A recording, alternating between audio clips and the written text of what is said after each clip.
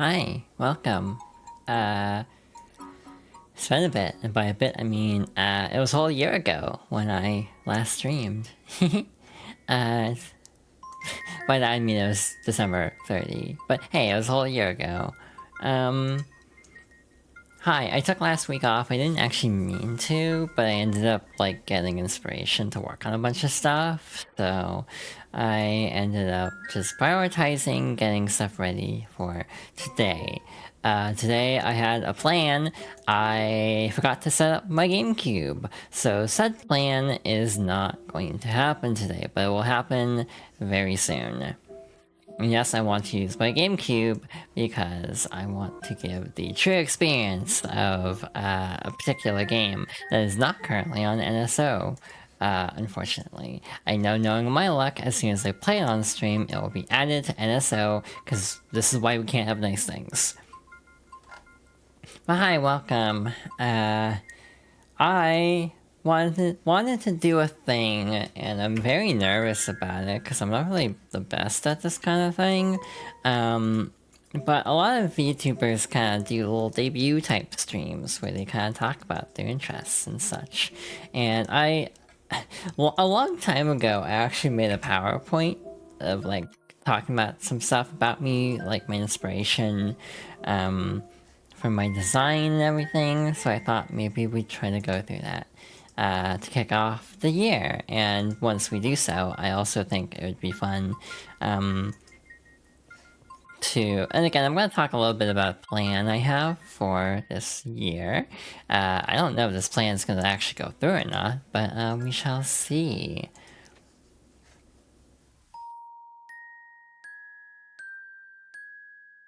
This is a very peaceful song.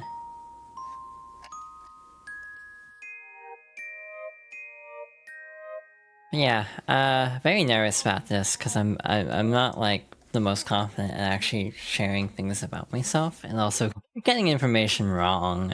But luckily, everything is pinned below the stream that I will be talking about, and I will be reiterating that at some point. I also redid a bunch of layout stuff, but I'll talk about that a little bit later as well. We might as well tab over here. 1 second, actually. I need to get rid of something. Studio mode.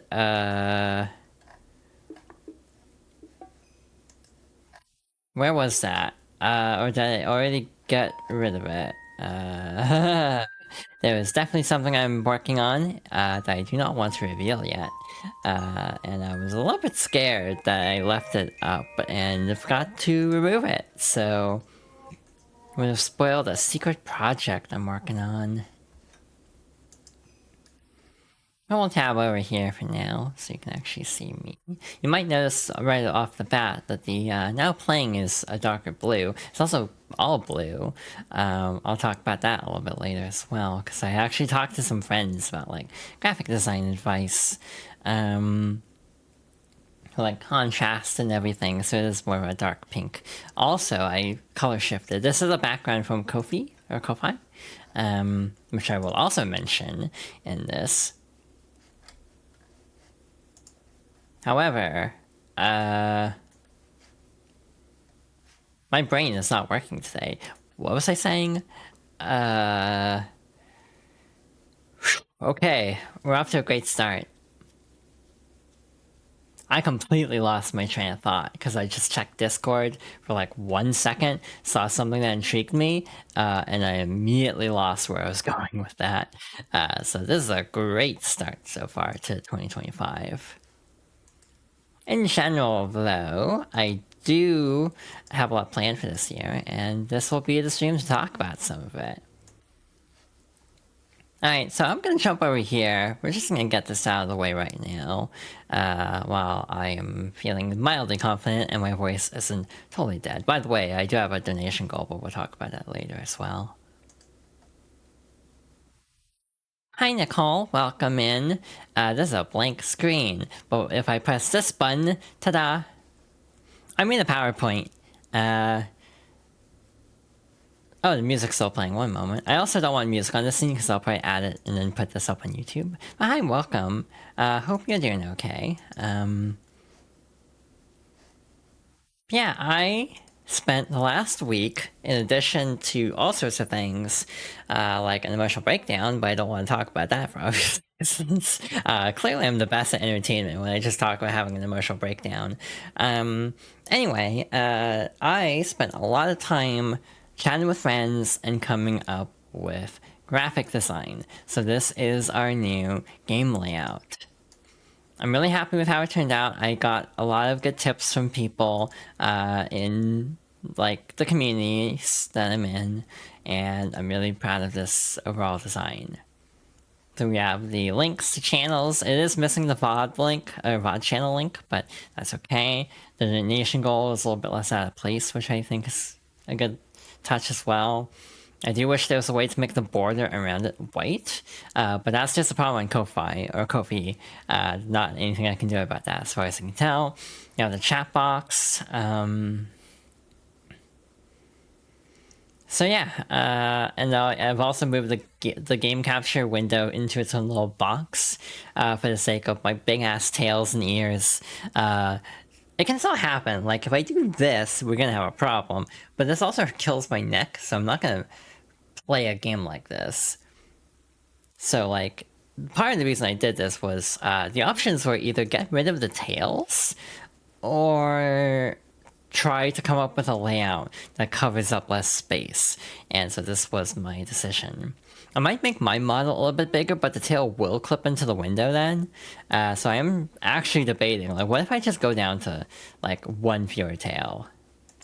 Or at least for the model on screen have, like, fewer tails, just because they do block a lot, even though I do like the Kitsune / Kumiho aesthetic. It's also funny with the word Kumiho. I don't even know if I'm saying that correctly, because I actually, like, don't know Korean. So fun story about that. But I'm rambling. This is going to be a rambly, chill stream, probably, because I don't know what I'm doing. Alright, shaking off the nerves, but I basically wanted to go through this. So hi, welcome. Today I wanted to take some time to talk about myself, about my inspirations as a VTuber, some of my favorites, and go through the usual rigmarole that a lot of other streamers go through, where they do like an introduction PowerPoint. So I spent a lot of time working on this and then ended up redoing it multiple times as I gradually started changing layouts. But it's finally time to show this off. So, I wanted to introduce myself. First of all, this is my model in full. VRoid does have a tail limit, otherwise it would have gone up to 9 tails. But unfortunately, I can only fit 5 on the model. Interestingly enough, though, this model was primarily made using free assets. So there is a site called booth.pm where you can just find a bunch of assets, and I'll link credits after this. So basically, I had a few concepts in mind. I wanted to have like a snow winter aesthetic. I wanted to be a fox girl because I've been associated with Arctic foxes for almost a decade now at this point. And then because I am of Korean descent, I specifically homed in on the concept of a kumiho, or the Japanese equivalent of that would be a kitsune. There are differences between them in terms of mythology and everything, but I just feel like more people will recognize the term kitsune, so I am okay with that as well. I specifically wanted to base my color scheme off of the trans pride flag. So you have the blue, you have the little pink collar that kind of gives a little splash of color also. And you have the hair and the tails representing the white. So I will say the winter aesthetic does mean it leans more towards the blue side rather than the pink side, which is also part of the reason why my branding, I decided to go more overwhelmingly pink, because since my model leans more towards blue, the contrast, that's where I incorporate the pink. So next up, we have all the model credits. I have exact links in the description or in the About section on my Twitch page, but here are all the creators who made the various assets. Anything not listed here was stock within VRoid. So for example, the shoes, the ears, the tails, various other aspects that are not listed here are simply just built into VRoid. But you can also find plenty of other assets through booth.pm. Interestingly enough, I ended up having to do a lot of work on some of these. For example, getting the hair texture to fit the tail template within VRoid. So that was fun, trying to like chop up the existing image and like fitting it in the right spots to actually make the tails the colors I wanted them to be. The choker and the shirt were also like recolored. Both were black to start out, and I did end up having to ask friends to be like, hey, how do I actually like recolor these without losing texture detail? Because within VRoid, it just made it like solid blue in a way that, or like the way I was doing it was like a color invert that lost a lot of like finer detail. So I did ask friends for help with that. On this page, the only thing that is actually paid, interestingly enough, was the skirt, which is part of a winter set. It used to be free, but went up to being paid. At the time, it was only like 200 yen or something, which ended up being like $1.30. So that's basically all that I spent on this particular VRoid model. Everything else was built around assets, again, within VRoid itself or free assets. So, again, if you want to be a VTuber, it's actually very easy to get a start, because there are plenty of places with free assets for people who may not be the most like artistically inclined. Like, I'm not like an artist or anything. So, that so many assets exist to be used is really great for people getting a start. So yeah, my name is Yuna, Yuna Lee. My pronouns are she, her. I am trans, to clarify.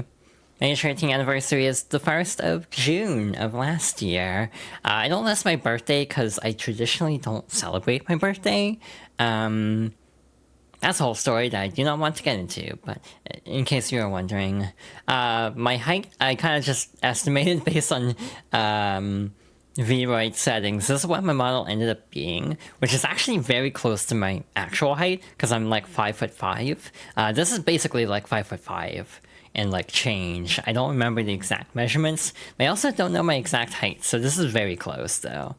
I also listed a separate stat for with ears because they add a decent amount of height to my model.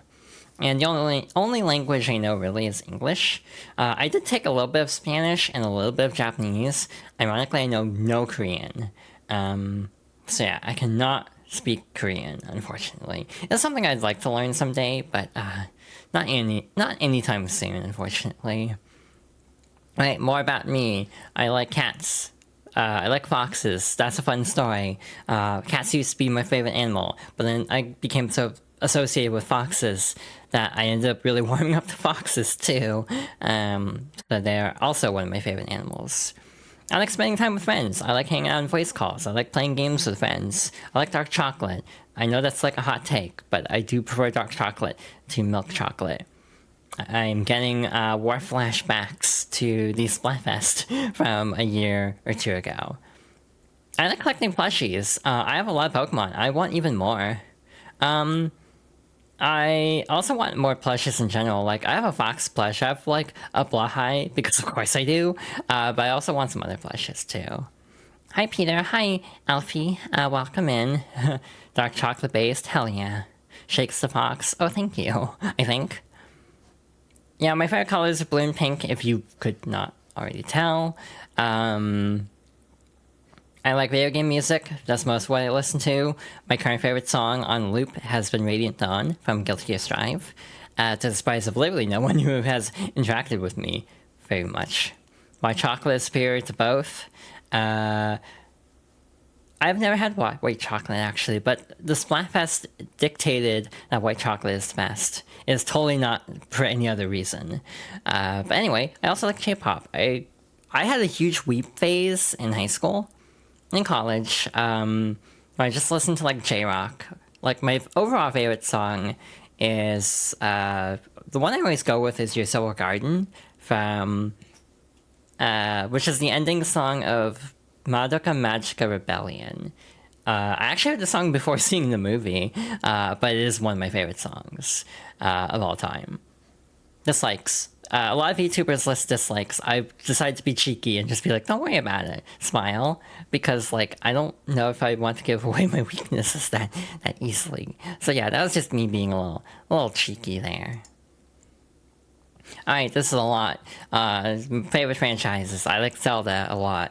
I like Xenoblade a lot. My favorite game is Xenoblade 3, but there aren't that many Xenoblade games, so that's probably why, like, if we're counting a whole series, it'd be Zelda. I like most Zelda games. My favorite is Wind Waker, followed by Majora, followed by Breath of the Wild and Tears of the Kingdom pretty closely. 2D, I think I would go Link Between Worlds, then Link's Awakening, then Echoes of Wisdom. Xenoblade, it's 3, 2, 1, X, but I actually do like 1 and X. Just, I don't like them as much as 2 and 3. Mario, my favorite is Galaxy 1. I also like Odyssey, and I like Sunshine. I know Sunshine is a very, like, hit-and-miss game, but it is my childhood game. More on that later. I grew up in Animal Crossing, too. I like all of them, but I think New Leaf is my favorite, though I do have a soft spot for Wild World and the original. Final Fantasy, I like 9, which is funny, because you'd think someone who goes by Yuna would like Final Fantasy 10 the best, and while that is my second favorite, it would be 9. So this would be like 9, 10, 6 for Final Fantasy. The only ones I'm missing are 5, 8, 11. Technically, parts of 14 I have finished Realm Reborn and Heaven's Ward, but not anything past that. And I've also not finished 15, and I don't even own 16 yet. I don't know if I'll play 16. I'm not, like, into Game of Thrones type tone. I like Resident Evil a lot from what I've played. My favorite is 2 Remake, followed by 4 Remake, followed by Original 4. And I've not played anything from 5 onwards, except Revelations 2. Guilty Gear, unsurprisingly to everybody, I really like Guilty Gear. This is a toughie because the nostalgia pick is Accent Core. That's the one I grew up with, specifically Accent Core plus R. However, the one I put the most time into is Strive, but the one I think is the best is Xrd Rev 2. So that is my Guilty Gear takes. In general, I do feel like all the games have different like strengths and merits, though Strive is the one I'm most into, just because it's a little bit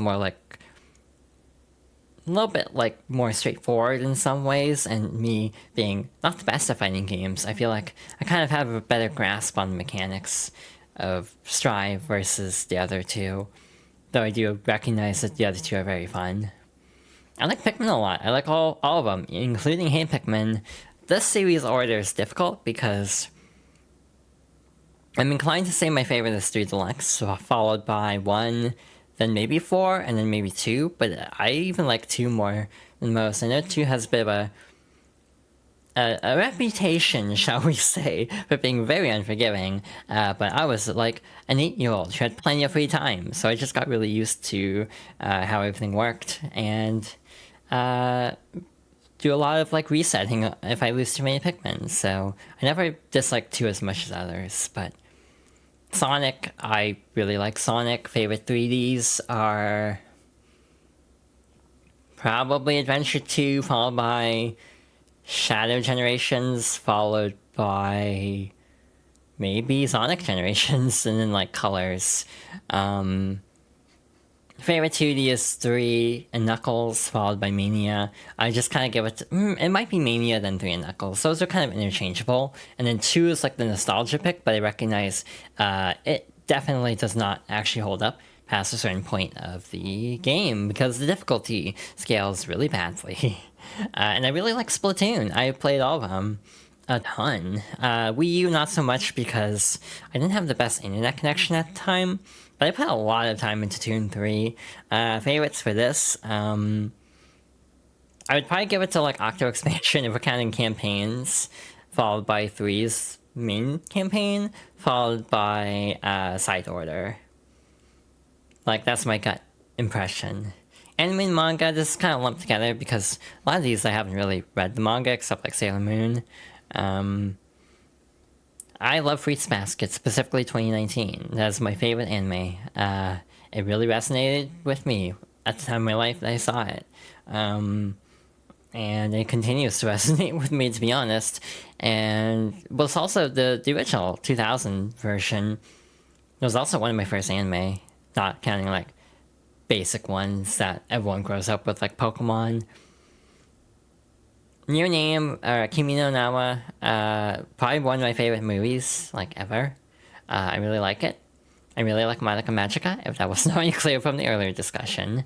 I like both versions of Full Metal Alchemist, though I do hand it to Brotherhood for having the better ending. But the original has the better opening because it has more time to cook. I like Angel Beats a lot. Some of my favorite music is actually from Angel Beats. And again, a very emotionally resonant ending. I really love Sailor Moon also.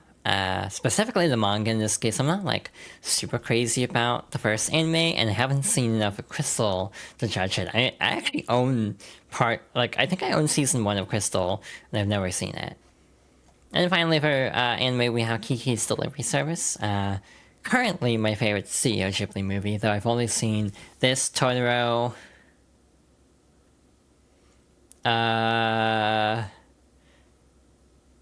the one about like ocean waves, I forget the full title of it, and I think that's about it. Oh yeah, I have seen Spirited Away, and it actually scared me because of a couple of scenes. You did not expect the Angel Beast ending, going in blind. Yeah, the total shift definitely causes it to hit quite a bit, and I do respect it for that. So next I want to talk about like overall plans for the streams. So short term, I want to just talk about my favorite games. I want to use streaming as an opportunity to show more people like my favorite games and actually like work through my feelings on them and try to explain why certain games are actually my favorite or favorites. And also, I want to work through my backlog. I have like 600 or so unfinished games. It's probably more than that by now. But I just want to use streaming as an opportunity to get through games because, frankly, I feel like my problem is there are so many games where I'm like, I'm going to save this game and play it on my own time. And that quickly became, I want to save this game for stream, so that just meant I kind of stopped playing games after a certain point. So I want to like dedicate a day or so to, or like a day of the week to just like new games. That new games to me, I should clarify, and then another day to like going through old favorites, basically, at least to start. I also want to use this opportunity to get emotes. I always see people with like really cute emotes on Twitch, and I get like jealous of like, I really want like a cute head pat emote. I want a cute like lurk emote. But I have an artist in mind. It's just a matter of I do not have commissions open and also going through some stuff. But I do have a couple people in mind. One plan I had is actually to have different people do each emote. So like for example, I have 2 different artists at the moment in mind for these emotes. But we'll have to see how that goes. Hopefully it'll be a short-term goal. It might be a long-term goal, depending on how things go. Long-term, I want to work on voice training, specifically more like voice endurance, because I feel like I'm not overly picky about my voice, to be honest. Like listening back to it, I'm just kind of used to how it sounds, and it doesn't really bother me that much. My big thing is just like, I get tired from talking for long extended periods of time, so I need to get better at like endurance. Self-confidence, oh boy, could I use some self-confidence. So just try to have a sense of productivity, basically getting through different games, getting better at like carrying conversation and talking about my feelings and just sharing my thoughts on games. Meeting people, which also goes into growing an audience, which is also not like a huge thing for me. I don't care if I ever get a partner or anything. But I do kind of want to use streaming at the very least to hopefully like meet people with like shared interest in games because I think that'd be fun. Um, but yeah, I don't really have like the most ambitious goals for streaming. It's mostly just personal stuff. Like I wanna get through more games on my own, like that I won't get through on my own time, and I just want to feel better about myself through like voice training. It also is a way to get me to get out of bed earlier if I actually have a deadline for something. So that's another thing about boosting self confidence is just forcing me out of bed sooner. First of all, next up we have all my channel links, Twitch, since I am going to put this on YouTube, I did include Twitch separately.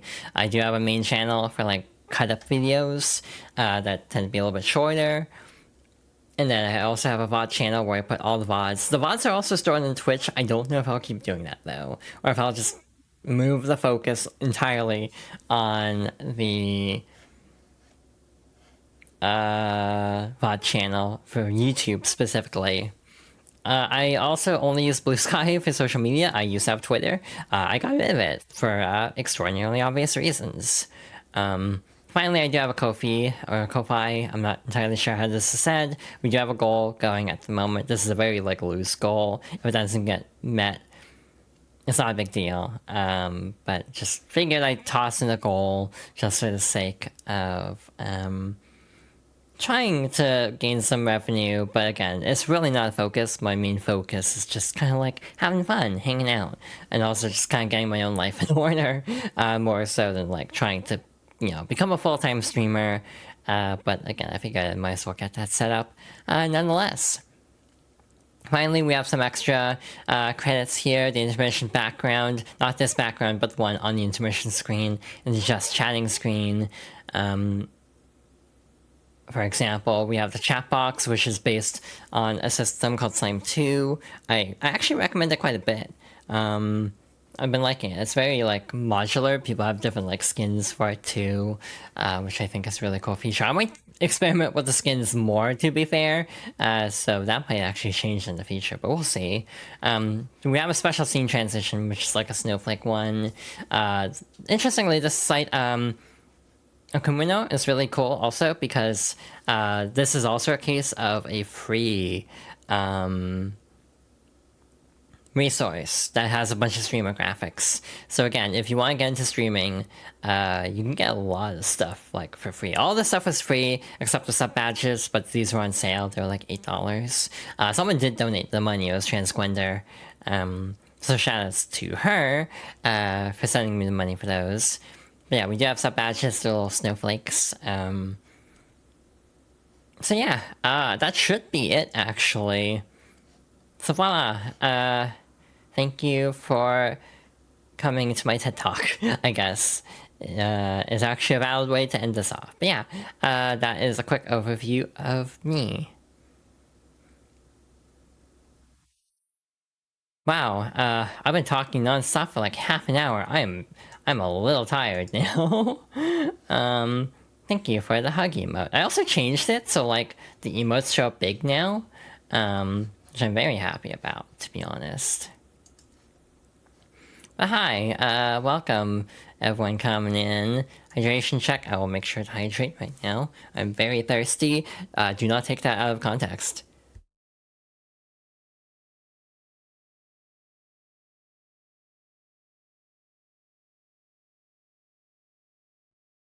Or do. I'm not your mom.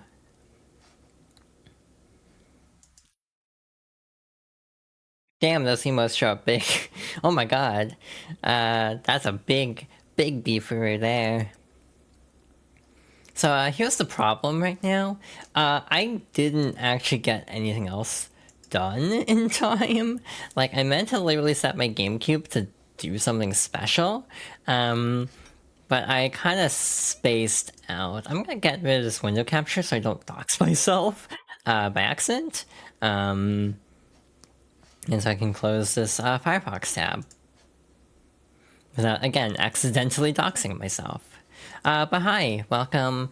Hope everyone's having a good day. I don't know what to do now. I could just play like Rivals or something, or I could try to find something else to stream that'll only take like an hour or two. At some point, I want to do a bunch of different stream types also. I've thought about, like, what word am I looking for? Like, like this backlog roulette. I've thought about trying that out at some point. Like, we can do that right now. It's probably gonna be, like, it'll probably horribly backfire though, I guarantee it. So actually I shouldn't have closed that, browser tab, huh? Oop. And I know there's, like, you know, fortune cookie and all this other stuff. So, wait, see what happens. That is a game I do not have installed. That is Sunset Overdrive. That is kind of what I expected. If anyone has suggestions of things to play right now, I am all ears. Literally, because just look at me. I'm mostly ears on the screen right now. Star Rail. I actually deleted Star Rail too. I basically purged all gachas. The only one I have installed is Infinity Nikki, and I've been sort of planning on streaming that, but I don't want to start it today. I want it to be like a dedicated thing. I also decided to restart Ring Racers as its own series instead of just like a tack on if we have a short game. So at some point, at some point, I will be restarting Ring Racers as a game clear option. The other thing I'm torn about is what to name things, because I'm like big on continuity. So like, do I just call it game clearing? Because that's kind of already taken. But yeah, at some point I want to do game clearing streams. Now see the Nikki collection. Yeah, I'm very curious about those games. I might try them out. I would like to try them out at some point on stream. So I have a lot of plans, and I guess I can talk about them a little bit while we're waiting for me to use my brain and think of a plan for today. So we'll cut back over here for now. I am almost curious and at least booting it up, but I don't know about like sign-in stuff, so I'm a little nervous. But wow, my brain is not here. I did not get much sleep last night, to be honest. I am very out of it, but I figured I'd try this anyway. So one thing I want to do is a Final Fantasy VII playthrough this year. Separate from both the favorite games and the other thing I talked about. Because Final Fantasy VII isn't one of my favorites, actually. You got like zero sleep too? Oh, I'm sorry. Also, the chat box might look a little different. I put a little white outline on it. Again, that's the nice thing about like the Slime 2 interface for chat boxes. It's really nice, like modular. Like there's a lot of things that are independently changeable in a way that's very nice. I want to play a lot of childhood games. The game I wanted to do today was Super Mario Bros. Deluxe for Game Boy Color, but I forgot to hook up my GameCube, and I don't even think I have like an emulation set up for it. It's not on Switch Online either, so I am SOL there until I actually just drag out my GameCube from somewhere.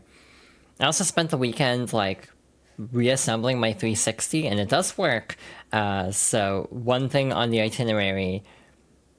Oh shoot, I forgot to mention I have donation goals set up below the stream. Some donation goals. I kind of like don't have enough. I kind of zoned out in all fairness and didn't finish setting them up.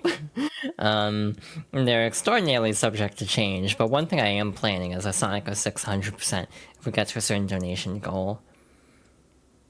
Otherwise, I might just play it, you know, casually, but Sonic 06 I think would be interesting. The other bad idea I had recently was Balan Wonderworld, but specifically, as soon as the Box Fox is unlocked, trying to use the Box Fox as much as possible and seeing how doable that is. For those who don't know, it's a power-up that at random intervals will randomly make your character turn into a box, if I understand correctly. So I think, you know, as the resident Snow Fox VTuber at the moment, at least in this part of the internet, I think it'd be interesting to try to do a Box Fox percent, essentially. You're incapable of sleep? Oh, I'm sorry. That seems to be a recurring sentiment in this community, as no one has sleep schedules, which might explain why we all are able to stay up and watch like John stream as much as he does. Stay up late as well. Oh yeah, I should also mention with like the stream expenses. I should explain also that I did say MacFest 2026, but I'm not sure if I'm going because of like the logistics of traveling to the other side of the country. Oh, I'm sorry, Sheena. Yeah, that's rough.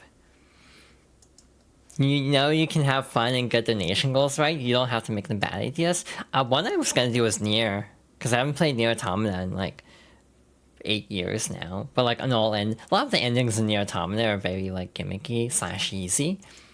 So I thought about doing an all endings run of Nier Automata. The only one that sucks is ending Y, but I can do the farming off screen for that. I've also thought about Sword of Kings run of Final Fantasy IX, because even though it's my favorite, I've never actually done that. The other thing we can have music. I'm gonna turn this back on. But the other thing I'm thinking about is the Final Fantasy Marathon. I have the Pixel remasters. I own almost every game except Zodiac Age, which is 12. The physical PS4 copy is actually not that bad. So I've thought about like doing a Final Fantasy run of like gradually working my way through those. Because frankly, I've never played the 8-bit Final Fantasy 3, so that'd be a new experience.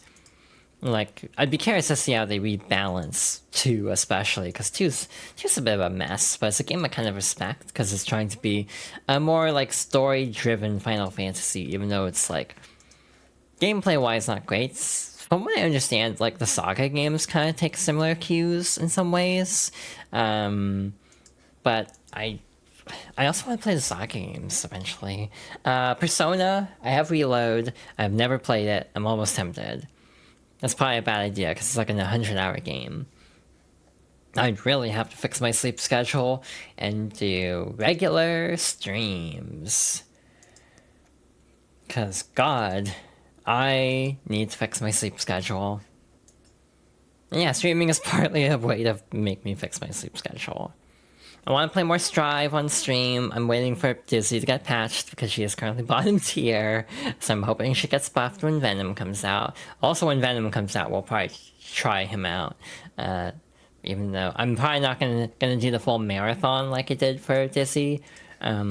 Just because even though I think Venom is also a top tier character, like character-wise, not gameplay-wise. Though I think he usually is pretty high tier. I don't have as much familiarity with the story to the point of like not being able to get through like all the endings just because I don't know how to play as him to the same degree. So yeah, we'll see how that goes. I want to play Pokemon. I want to play a lot of Pokemon, but I'm trying to decide how to do Pokemon. Like, do I do a rando? Do I do a Nuzlocke? Do I have chat named Pokemon? The other idea I had that is a fascinating idea that could horribly backfire is a subathon for Breath of the Wild, where every sub I have to collect a Korok. Like, I have to drop everything and find a Korok, even if I'm in the middle of a dungeon or a shrine. Like, I just have to leave and find the closest Korok. I would use a guide for that. I wouldn't do it completely fresh. But the chances of needing to get all 900 Korok seeds is, frankly, very low, so that's why I wouldn't mind doing something like that. Again, still a small streamer, which I don't mind. Again, it's more for the experience. I want to go through all the Mario games. I don't want to underestimate chat's spending power. Yeah, that's also a very fair point.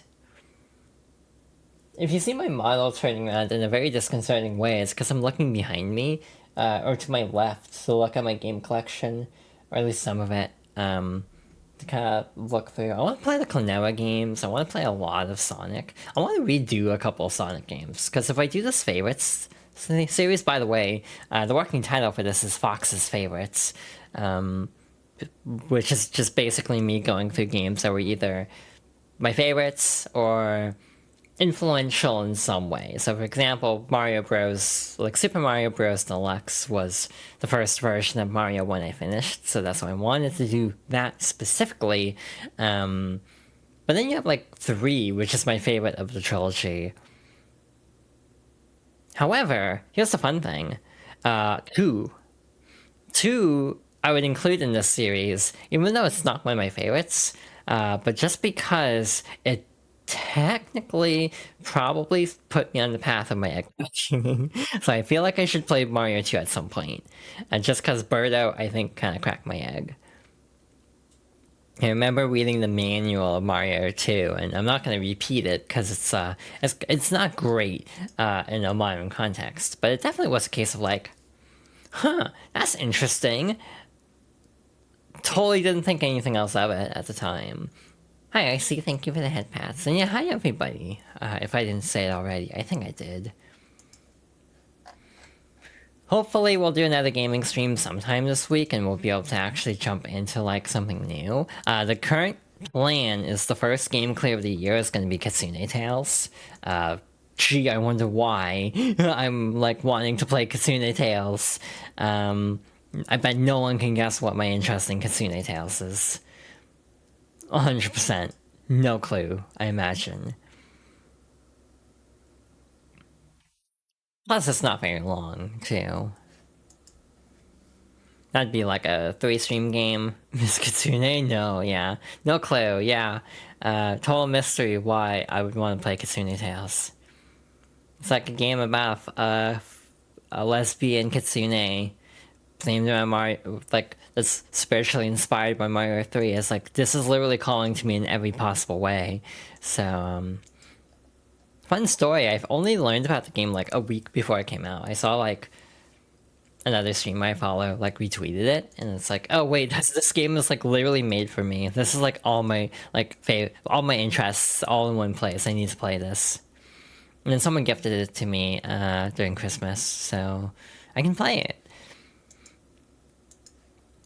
Other game clear options. Peter will be excited. I'm thinking about Yakuza 0, but I'm not gonna commit to that because that's a long AF game.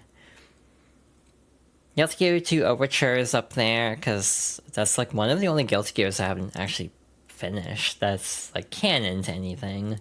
Part of me almost wants to do X-Art Sign also, but I don't know what it would even count for a game clear. Would it just be watching the 4-hour movie? A lot of Final Fantasies. Spoiler, but my plan for Final Fantasy VII is extraordinarily stupid. And I say that in terms of bad for my health, essentially. So my plan for Final Fantasy VII, I talked about it actually on Starstream yesterday, a little bit. My plan would be to play Final Fantasy VII through Midgar, stop, and then play Remake. Then go back to the original and play up until the end of Disc 1. And then play Rebirth.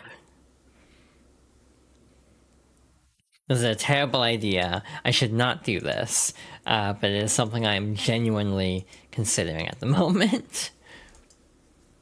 Because I played Remake. I haven't played Rebirth yet. And I'm really curious because everyone says it's like GOTY 2024, so I want to play it. Final Fantasy VII, but everyone is named Sephiroth. Oh, I would be using a mod, by the way. I found a mod that gets rid of that one line in the stairwell. If you know, you know. But also, it's just a general retranslation mod.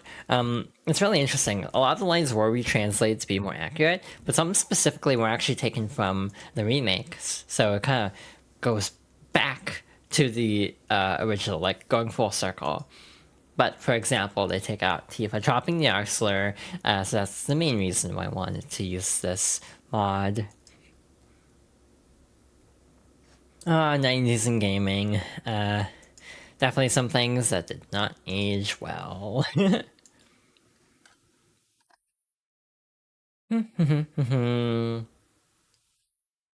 want to play all the Marios at some point. The one I'm like most tenuous on. Is that a word? Tenuous? The one I'm hesitating most on is Odyssey, just because I don't know if I want to 100% Odyssey. Yeah, see. One that's a little bit of a toss up is Resident Evil, because those games are violent, but I do love 2 and 4 at least. I actually am like a slight defender of 3 remake. However, I also have never played OG3 in full, so most of the complaints come from that. Yeah, like, what's the company that does the, like, lunar, did the lunar games working designs? Yeah, like, apparently they're keeping the working designs translation for the lunar collection, and I'm like, why would you do this?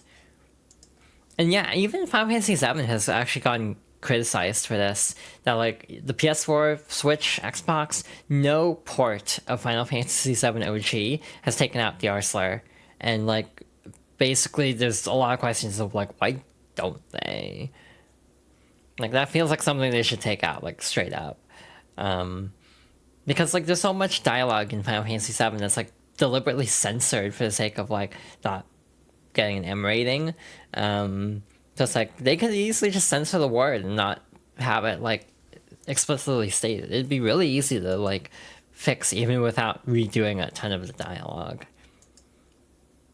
Also, I heard the collection is being done by this company that did a Grandia collection that was apparently pretty bad. So I'm not exactly holding out hope for the Lunar collection as much as I'm curious about this game. I always heard good things. Let's see. Yeah, Resident Evil, I'd probably do 2 remake. I don't know what I'd do. If I do Claire's route, then Leon, or then or Leon Claire. Because on one hand, women pretty. On the other hand, the B-side route is a lot harder. So I don't know which I'd do. Or I could just be really cheeky and do Claire A and also Claire B. That might be a cop out because then you're still missing out on a lot of the story. But almost would be how I would prefer to play. But again, that's a very violent game, so I don't know how that would go with my friends, for example.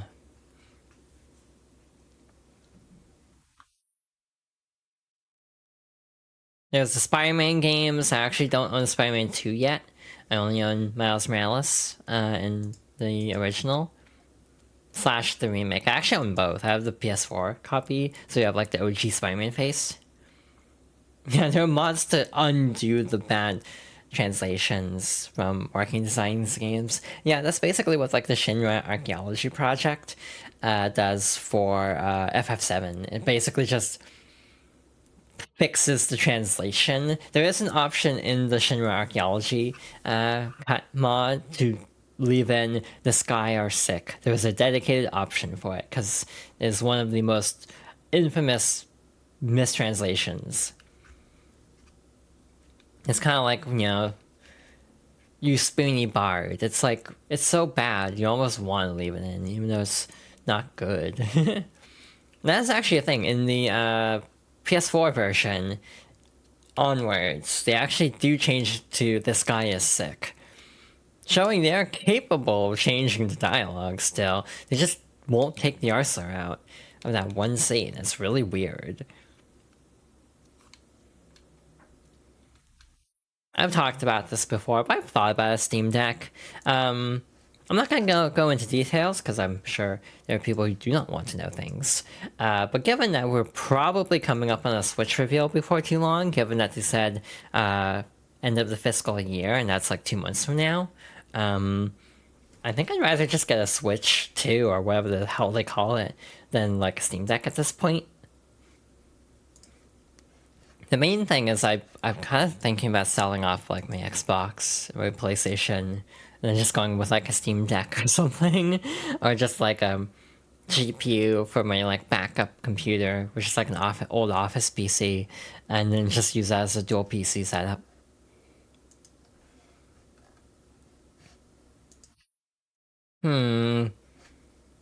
What else? Actually, you know what'd be fun? I have an idea.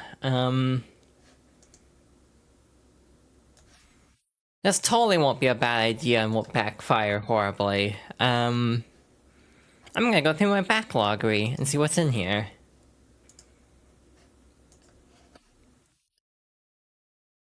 I should have kept that window capture, actually, in hindsight. That is on me.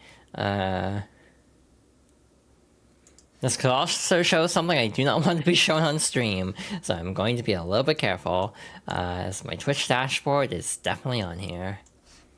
Just gonna carefully move this over.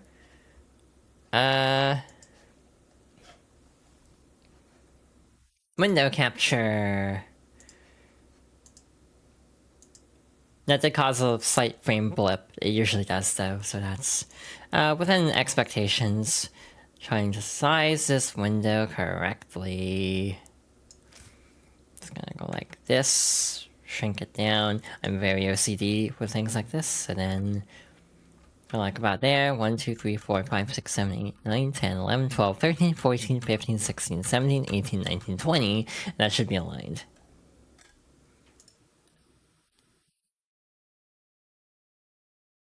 I tracked that to the wrong place. Here we go.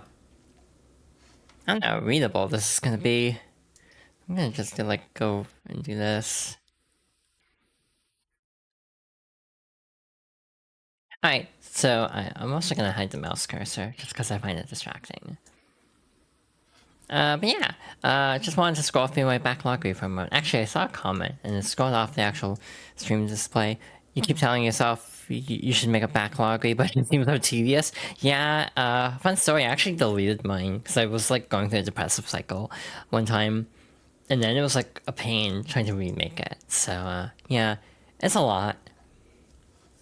I have an NES Classic. I can really get rid of it. Most of these games are available on current hardware. Yeah, making a backlog takes forever. By the way, look how many games I have. So yeah, this definitely takes a bit. I need to add Slay the Spire. Delphine gifted me Slay the Spire today. For totally, like, vanilla, unmodded purposes. Totally. Totally. Anyway. Yes, classic. Punch-Out, I think I use save state, so I'm surprised I counted this. Yeah, the chat box I might tweak a little bit because the blues kind of blend together. So I might try to figure out something to do there, but we'll see. I have a Super NES too. I think most of these games are also totally on hardware, like Switch. Maybe Ghouls and Ghosts is not an NSO. I actually don't remember. Turbo Fighting is but it's the Genesis version, but I also own the Anniversary Collection, so that's like redundant. So yeah, I really could sell the NES and SNES Classic consoles. They're just kind of taking up space on my shelf because they're like cool collectibles, but I don't actually use them because all these are on Switch now. Chibi Robo is one I want to do on stream because I have a lot of nostalgia for Chibi Robo. That is my childhood game. I wonder how I'd feel about it now, given the themes of that game. It's like at the time, I don't remember what I thought about it, but it's like, I think that might be a little triggering, actually. Yeah, keeping them as a collectible still has value. That's part of the reason I'm like keeping my PS4. I even like cannibalized the hard drive and I'm using it for like my totally legit Wii U setup. But I'm not like using the hard drive on the PS4 because I don't have a working DualShock, so I'm just using it to like store Wii U games. I want to do more Fire. I want to do a lot of Fire Emblem. That is something I genuinely want to do. Luigi's Mansion. I need to pick up 2 HD if I want to play through the Luigi's Mansion games. Mario parties would be fun. It'd be fun to like organize a group to try to go through some of these. But it takes social battery. I actually own the original X Collection too on GameCube, but it's like one of the most expensive games I've ever bought. Unfortunately, the price immediately dropped because then the modern X Collection got announced. So this is a game that has basically lost all value, unfortunately. Prime, this is $5. Fun story, this is one of those games where this was that era where GameStop would put the price sticker directly on the paper So I remember how much this game will... I will always remember how much I paid for this game. Oh yeah, it does have Battle and Chase. So there's some merit in owning the X Legacy Collect... or the old X Collection. When the hell are we getting Prime 2 HD? I swear it's been rumored. Like, this and Wind Waker have been rumored for so goddamn long. You can find a way to play Mario Party DS. I'm sure that'd be doable. Yeah. See, like, I grew up with Mario Party DS, so I don't have all the trauma that a certain person has with that game. I love Mario Party DS. That is, like, one of my favorites, like, genuinely. Great time, because I only played the single player mode. I never played with friends, and thus discovered how busted the CPU system is in that game. Pikmin is a tough one. I want to do a deathless run on stream. I think Pikmin would be doable. I just need to pace myself. Like, normally, on my, like, own time, I can finish Pikmin deathless in, like, 14 days, but that requires, like, a crap ton of resets. So, if I just don't overextend, I think this wouldn't be too bad. Gale of Darkness. I don't own Coliseum, though. I can think of one person in particular who'd be excited to see me play Gale of Darkness on stream. And it is a childhood game as well, so I've also considered that. I want to redo Sonic Adventure 2 because the first time was so focused on,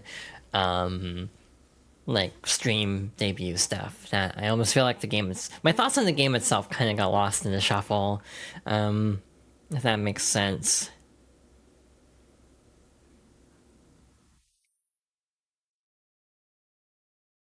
I am responding to a cute person in DMs, if you're wondering why I paused. I could do the rando. I had problems with it recently. I tried the rando not that long ago. Also, the music's not in this scene. I just realized it's been playing this whole time, and, like, no one could hear it. Oops. You have a lot of nostalgia for Coliseum and XD, but you've never actually beaten them, something to consider. See, my problem with,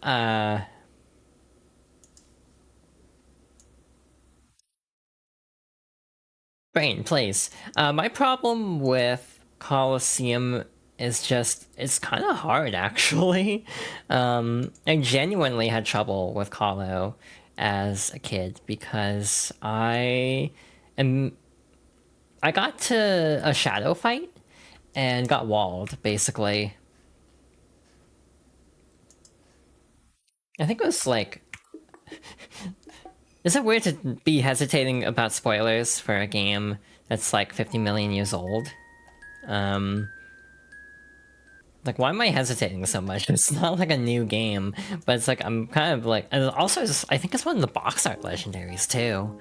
But yeah, I think I got to Shadow Entei, couldn't catch it, and then, like, sold the game. That was, like, one of the worst mistakes of my life, because that game is, like, $200 now. The other one is The Legend of Zelda Collector's Edition on GameCube, which was, like, a Nintendo Power thing, I think. It had Zelda 1, Zelda 2, Ocarina of Time, and an extraordinarily busted version of Majora's Mask.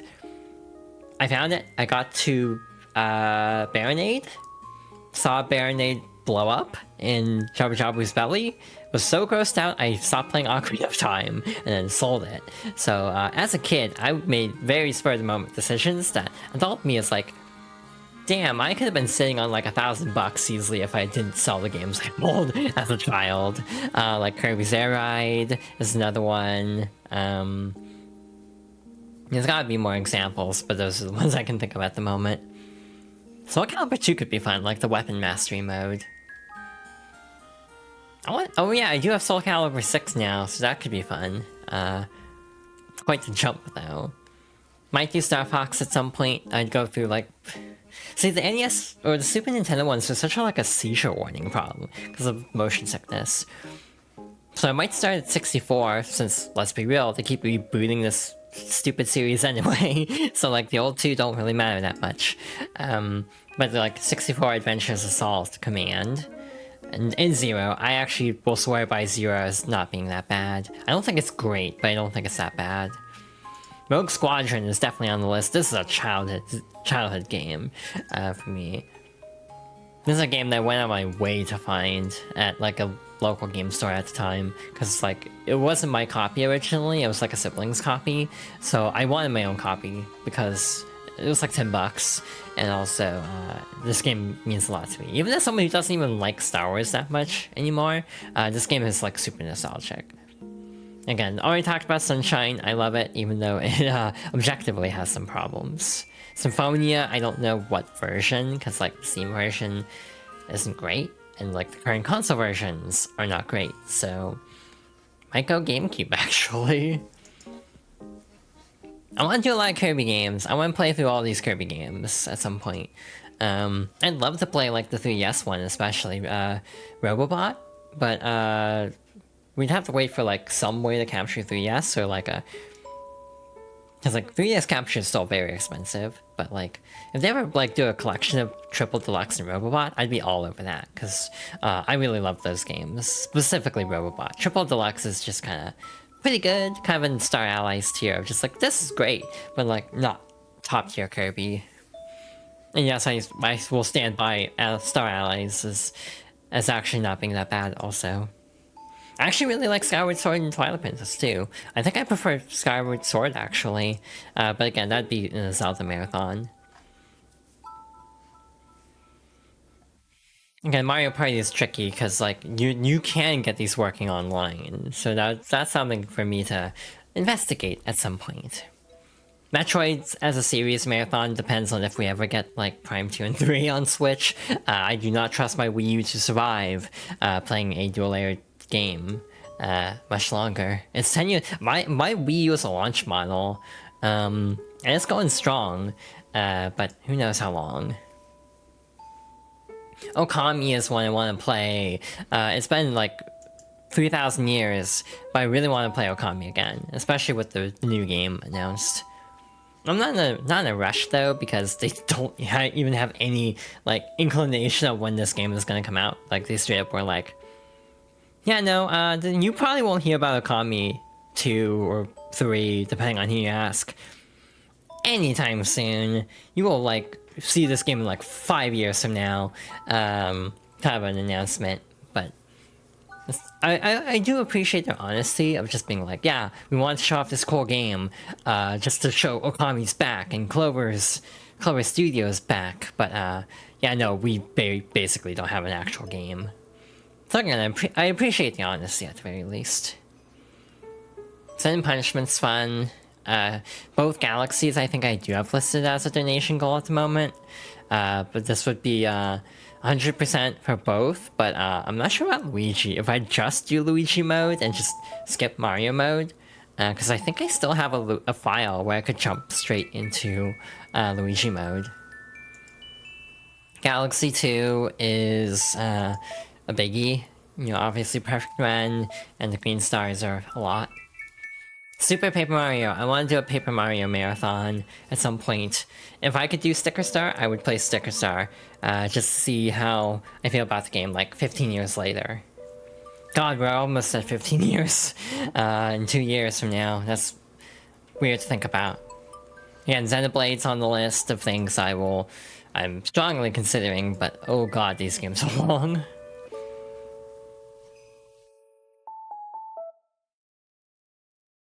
Rainbow Curse is also one of the last remnants of the Wii U. Like, it's one of the only games that hasn't made the jump yet.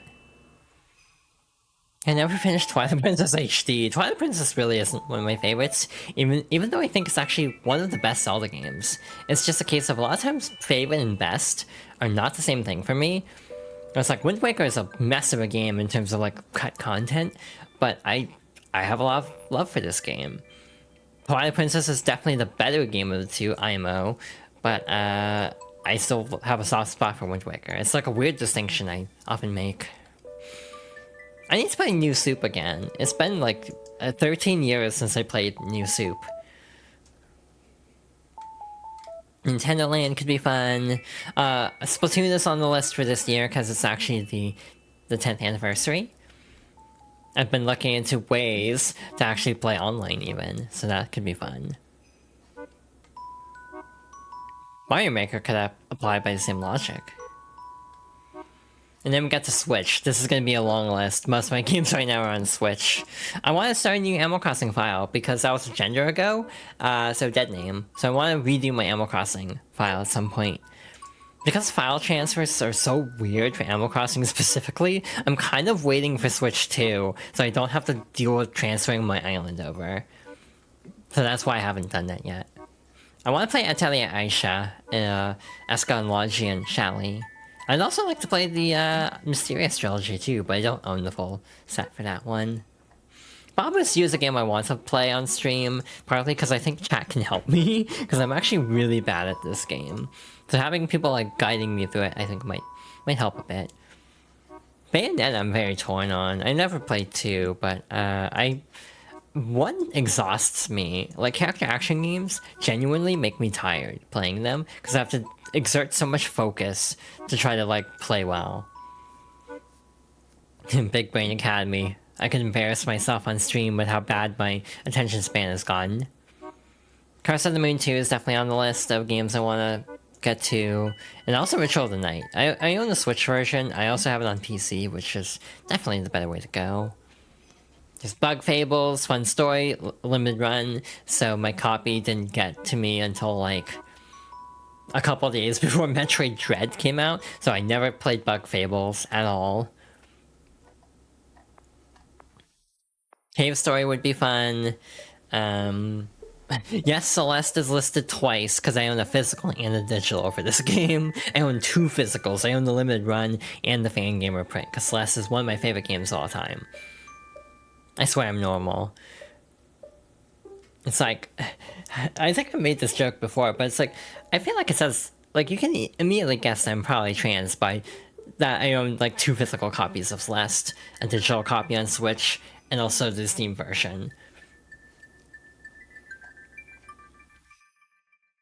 I wonder how that game affected my egg, now that I think about it. Because like 2018 was when I was starting to question. I think it would have been after I started questioning, actually. You're not normal, and that's good. Well, I appreciate it. I always heard good things about Cosmic Star Heroine and never played it. Girl just really want to climb a mountain, yep. Sometimes it be like that. It's not that far away, I'm pretty sure. That's like Vancouver, I'm pretty sure. Oh, I should play Deltarune on stream. That could be fun. Normality is overrated. That's also a good way of putting it. Tropical Freeze now with Funky Kong. Could do that at some point. Dicey Dungeons looks fun too. See, like, if... There's a lot of games where it's like, if I start playing them, I'm never going to stop playing them. Balatro is another one where I'm like, maybe I shouldn't buy Balatro, because I think I'd become addicted to it.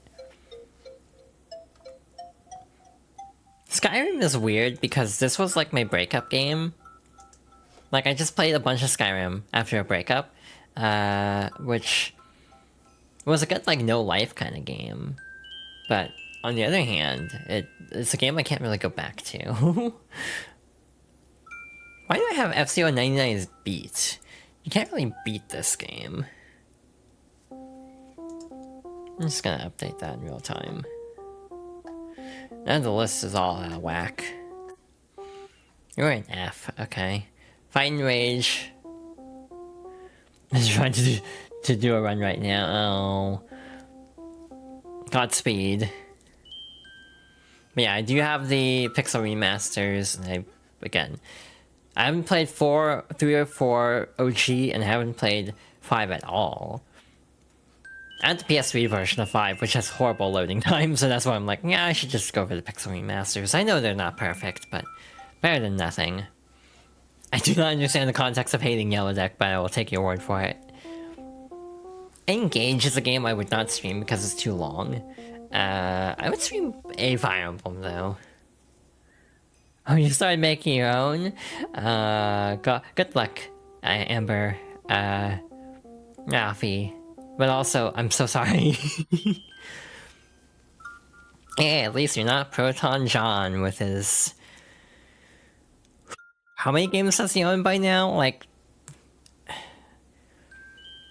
I don't even know how many games he owns. Maybe I can look after we go through this, just to see. Hey, play Ghost Trick. This is my like one request to literally anybody I know is play Ghost Trick. This game is like the best, one of the best games I've ever played. 12k, damn. You kind of slowed down actually. Because I remember when you hit 10k.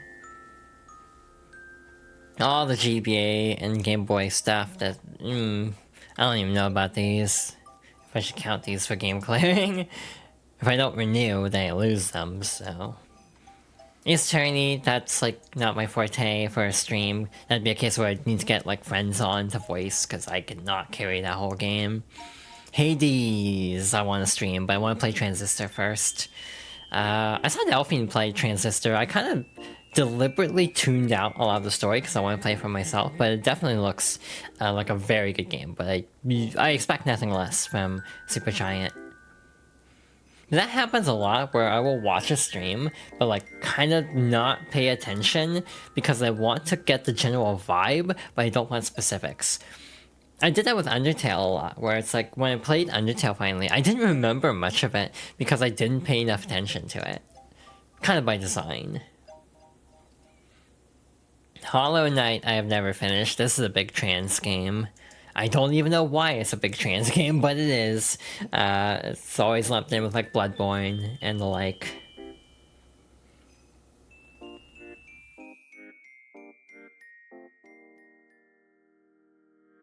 I really hope back compatibility helps Age of Calamity. I think Age of Calamity is actually like a really good Muso game, but it just runs like absolute shit on current Switch to the point where it's like, if they bump this game up to run at like actually 30 FPS or even 60, that'd be amazing, but I don't think they will. So the only bump we would get is just native hardware running better, if it works that way. If clock speeds are kept the same for regular Switch games, and the increased clock speed is only for new Switch games, like Switch 2, that's gonna suck in my opinion.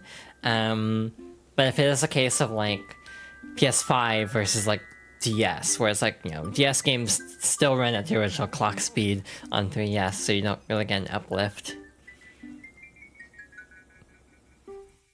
I never finished Catrail's game. Gotta do that before Layton 7 comes out. Yes, I have completed Breath of the Wild. The reason why this is listed as just a beat is I did the DLC trials. I didn't do Master Mode, so... I need to write down, like, specifics, because you can do that. So I need to actually better categorize. And because of Wisdom is kind of cheating, because I didn't do Hero Mode. By the same logic, I guess I can also mark this as completed. Because that is also a case where I didn't do Hero Mode.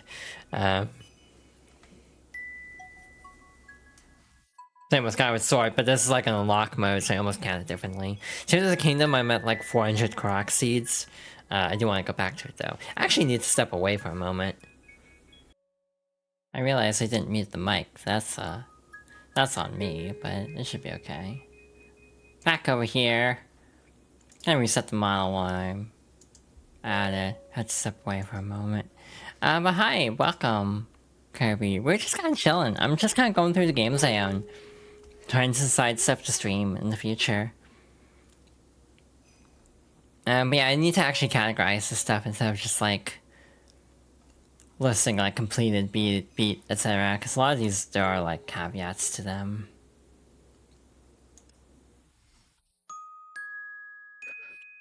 That's cool. How you doing? I am actually feeling pretty okay. It's been interesting. Yeah, I didn't stream last week because GDQ, I just got watching it with friends and hanging out a bunch. Interesting week. A lot of ups and downs. Like some very high highs last week, very low lows. One of which was literally last night, to the point where I'm actually surprised I'm streaming today.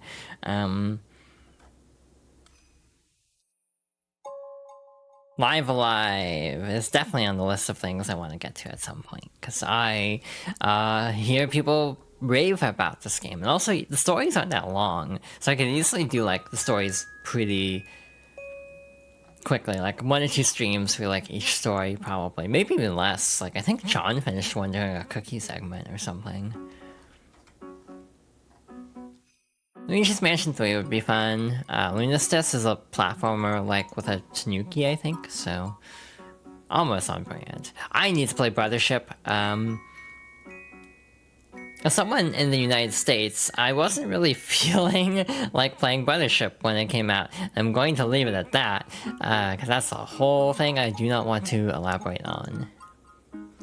Hope you're okay. You ended up moving into a dorm a week or so ago, and so your back hurts? Oh, I'm sorry. I hope you feel better too as well. But congrats on the move. Okay, but what if I do an all-tracks run of Mario Kart 8 Deluxe? Like, just do every track. I should do online Mario Kart 8 Deluxe. That could work. Also, I don't know why Mario Golf is the only one I own of the sports games. I like Mario Tennis more, but I never picked up Aces for some reason. Yeah, I have all the Mega Man collections except Battle Network and Zero. There's a blast. Oh, laptop's dead, so that kind of sucks. Oh, I'm sorry. Oh, you lurk now? Take care, Peter. Have a good luck. We do have a lurk man, by the way. Messenger, I always hear very good things about, so I want to play that at some point. More New Soup. I own both copies of New Soup now that I think about it. Why is Conquer not on NSO yet? Like, they made a whole mature app for it. I'm kind of surprised it's not. I need to play Tui. I have Rare Replay though, so I do that version for the achievements. But yeah, I need to play Tui at some point. I'm actually replaying Kazooie right now, and by that I mean every like month or so I'll do a world and then stop playing the game again. Oh, Iggy's Wrecking Balls. Yeah, Conquer's on the eventually list. Again, I've had the theory for a bit that like Nintendo Europe Research and Development or something. I forget what NERD stands for. But the division of Nintendo that Europe specifically that does a lot of the emulation work. My theory for a long time is that, from what I understand of like Switch 1 to Switch 2, that they might be needing to help with porting some stuff over, like just to make sure like back compatibility works and everything. Gotta go rest your back. Oh, yeah, that's fair. Take care, Kirby. I hope you feel better soon. Yeah, my like maybe it's copium at this point, but my theory is that like the drip feed has gotten worse because the team that would normally be doing NSO stuff is working on getting like Switch 1 back compatibility working properly. Like, and that might just be me expecting too much from Nintendo, in all fairness. Why didn't mark Okami as beat, but Okami HD as complete, when they should definitely be the same. Yeah, I need to play Brothership. Reach out if you ever need anything Kirby. Yeah, I will. I definitely plan to do a lot of Kirby games. A lot of these are part of my childhood. I have Pac-Man 99 on here. You can't play it anymore. I didn't ever buy the DLC. I'm sure Mario 35 is on this list too. Yep, there it is. Never had the heart to get rid of it, basically. Ori, I own the physicals. I don't know what to do with them though. Because I'm kind of over the Ori games, unfortunately. I enjoyed them. I just had a really bad time with Will of the Wisps, so that's more of a reflection on my living situation, or, well, lack thereof, when I played Ori. Meanwhile, it actually helped with Brilliant Diamond, because it was a nice little nostalgia game during like a rough patch of my life. Hi, Lego. Welcome on in. We're just kind of chatting. I didn't get a game set up in time, so I'm just kind of going through my backloggery and just seeing possible games. The Paper Marios are a definite yes someday. I love Thousand Year Door. It's like still one of my favorite games of all time. Even though it's no longer #1, it's still pretty high up there. And I will swear by Origami King as actually being an alright time. I still don't think it's like amazing. It's got some rough patches for sure. 100% can go to hell for Origami King and all the modern Paper Marios. But I still swear by it as actually being a pretty decent romp. It was a nice little colorful, cheery romp during like early lockdown, so I think that definitely made more of an impression on me as a result. But I would be curious to go back to it, not, you know, in a different time and perspective to see if I still feel positively about it. Why is Reload under Switch? This is definitely not a Switch game.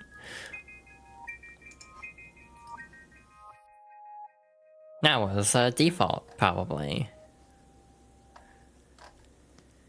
Say No More is when I should play. I don't know if I'll do that on stream. I've seen so many people stream this game. I need to play Rune Factory at some point, though. Again, I don't know if that'd be an on-stream thing. Scott Pilgrim is a game I definitely need to like get a crew together for, at some point, because that does not feel like a great game for single player. Sayonara Wild Hearts is one I want to stream. It's only like an hour long. I could have done Sayonara Wild Hearts today. Now that I think about it, I should have. Oh well. Shantae 1, that's gonna be on my own time. I don't want to subject chat to me playing a Shantae 1, like doing Shantae 1 for the first time. That game's hard as hell from what I recall. But the others are definitely fair game. Like, I like Risky's Revenge, I like Pirate's Curse. I could definitely stand to go through those on stream. Yes, I do have Civilization 6 on Switch. This was a mistake, even though the game was only like $5 or something ridiculously cheap. It runs like not great, and it kind of made me not like Civ 6, which is a bummer because I love Civilization. It's just playing it on Switch kind of spoiled the experience. So I want to go back and play it on PC someday, see if it drives any better. Shovel Knight's another good one. I definitely want to play all the expansions, because I haven't done any of them. Hi, Drac, are you telling me to hydrate? One moment. With my current layout, I actually can't see redeems. That is indeed a hydrate check. One moment.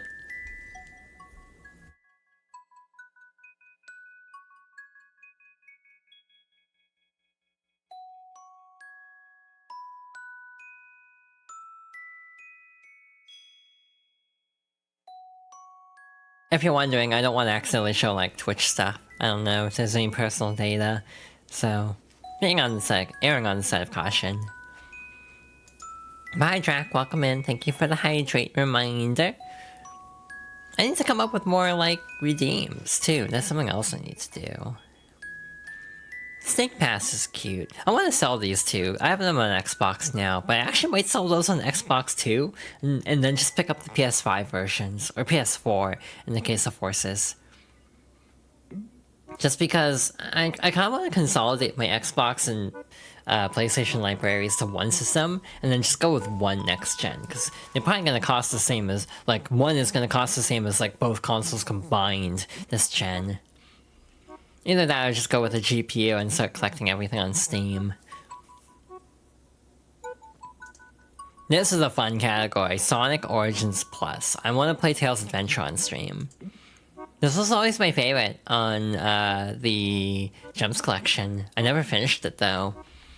But I really want to finish Tails Adventure. It's basically a Metroidvania where you play as Tails. It's really cool, but I never had the patience as a kid to finish it. It was probably my first Metroidvania as a kid. That was like 2005. Also, I want to do an all Amy run of Origins. Yeah, that doesn't surprise me. I think I was at like Sage this year. Yeah, it was at Sage. Again, very unsurprising. Sonic has be like that. Yeah, Game Gear Spinball. That feels like hell, because regular Spinball is kind of hell to me. I respect Spinball. I think it actually is overhated. But, oh boy, that game is difficult. I have never finished it. I want to someday, out of sheer spite and love of Sonic. I want to finish Spinball. Say I have. But, yikes, that game's hard. Deserves another attempt. I want like an official Sonic Metroidvania. I think a Sonic Metroidvania with like Tails would be great. like a Metroid Prime style Metroidvania was like a 3D exploration game, but like centered around Tails. I think that'd be really cool, but don't know if they'd ever do that. Yeah, Pinball Division never made a Sonic pinball table? That's so weird. Like, why? Huh? It's like, it just writes itself. Yeah, I definitely want to play Tails Adventure. It feels like it'd be up my alley. But again, you know, what would have been 10-year-old me did not have the patience to finish a Metroidvania. You know, I actually played these two games, Jedi Knight 2 and Republic Commando. I thought both were kind of just okay. It's like, they're kind of like boomer shooter era for Jedi Outcast especially. That's like, not even boomer shooters, more Half-Life, I'd say. But it almost just felt like, wow, I'm having to like save scum this game because it's really annoyingly difficult. And Republic Commando was kind of the same way. So that's more of a Halo clone. Starlink is one I need to play more of. Or at all. It's been like 4 years, I'd probably restart. No, it's only been about... Oh god, 2020 was 4 years ago, that is right. Oh no. I feel like I'm having an existential crisis at this realization. It's 5 years, technically.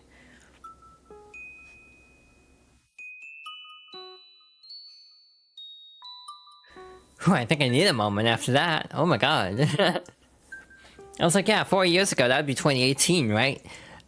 Nope.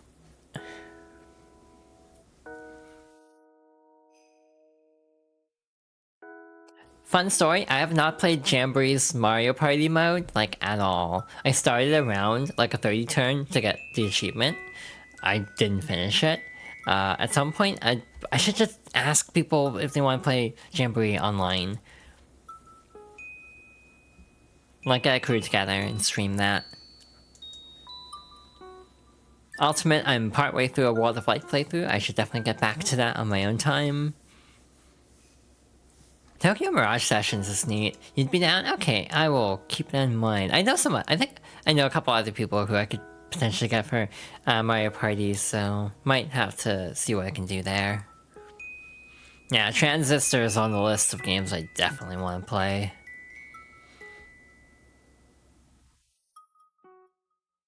Yeah, I should try to figure out something like a crew to do Mario Party.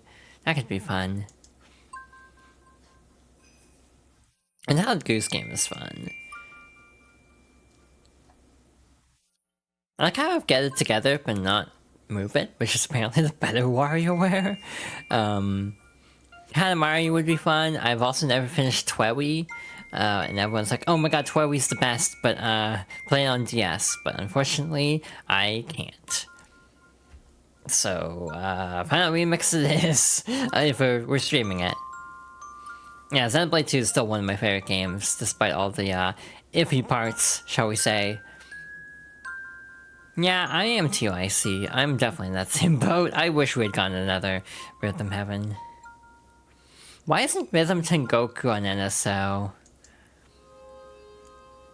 I would love it to be on NSO. Like, that would solve at least one of my complaints. If Starfy 1 and 3 can be on NSO, surely Rhythm Heaven could. I've never finished Crafted World either. Translation. Yeah, I wonder how difficult it would be. But like Starfy is like the entire story is like you couldn't read any of the story. For GBA especially, the only one they didn't put on was Mother 3, which makes sense because RPG. So it's like all story at that point. And menuing. This is the only GPC game I own anymore. And again, this is what I was going to stream today if I hadn't forgotten to set it up. You don't need text to, you know, teach you how to play, though. If Peter were still here, I'd ask him. And I can also try to ask Star, because I feel like she'd know. I feel like I've had this conversation with Star before. Oh, that's interesting. Tengoku's actually really hard with its tells untranslated. Damn. Gotcha. Bummer. But even if it was on the Japanese app, you could still download that and just run that. So, and that's someone who's willing to go to the effort of downloading the Japanese app will probably be enough of a rhythm heaven fan to look up everything and try to research tells, I almost suspect. I have a boxed copy of Tactics Advance. It's the hardest? Ooh, that's scary. I haven't even finished Megamix yet. They should port Megamix to Switch, genuinely. Like, if they port Megamix to Switch, I think people would be a lot happier, right? Like, it's kind of like, you know, Tomodachi Life, where it's like, I wonder if a new one, or, like, I think a remaster could do well, but I feel like a brand new one would be the best option. Why are these doubled up? I'm genuinely not sure why Golden Sun is doubled up. Unless I meant to add them to NSO, and then I screwed up the category. Yeah, Megamix was localized poorly, that's a shame. It was also late, so I can't be too shocked. But yeah, why is Golden Sun listed twice? Well, congrats, I own 2 fewer games than I thought I did, because I goofed up.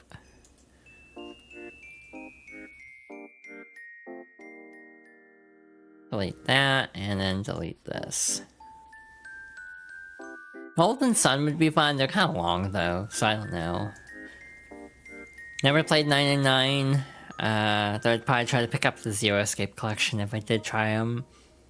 I have finished Investigations 1, which is why the collection was a hard sell, because there'd be $50 for just Investigations 2, which might still be worth the money. That game is apparently one of the best. Oh, fun story, I actually own a boxed copy of Starfy 4, so I could play the entire series. Because I do own Legendary Starfy as well. I don't know why I own Lufia on a Japanese copy of Lufia. This is like a mystery to me, like, why do I own this? I also own a Japanese copy of Ace Attorney 3. It was just one I saw at a game store one time, like, hey, that's cool. That's kind of neat to say I own a Japanese copy of Ace Attorney 3, because that's like the best one.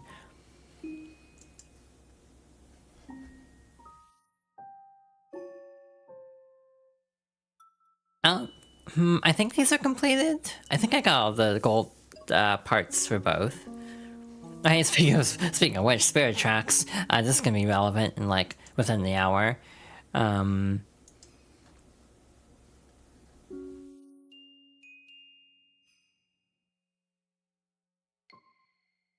Yep, there's Mario Party DS. I never got all the achievements, which is why it's only a beat. Okay, I have a weird take. I want an HD remaster of Metroid Prime Hunters. Is it like the best Metroid game? Hell no. But I actually think if you gave this game normal controls, I think it would actually be pretty alright. It wouldn't be great, but I think it would be alright. This was NST, I think. Nintendo Software and Technology. Like... And then Federation Force would have been next level games. So I almost feel like a collection of Hunters and Federation Force would almost be neat to see. I actually swear by Federation Force as not being that bad. I think it's overhated. It's just basically a case of like it coming out as a weird spin-off when the fans were very restless because the AM2R just got shut down. But if Samus Returns was announced like the same time as Federation Force, or before, I don't think there would have been nearly as much angst.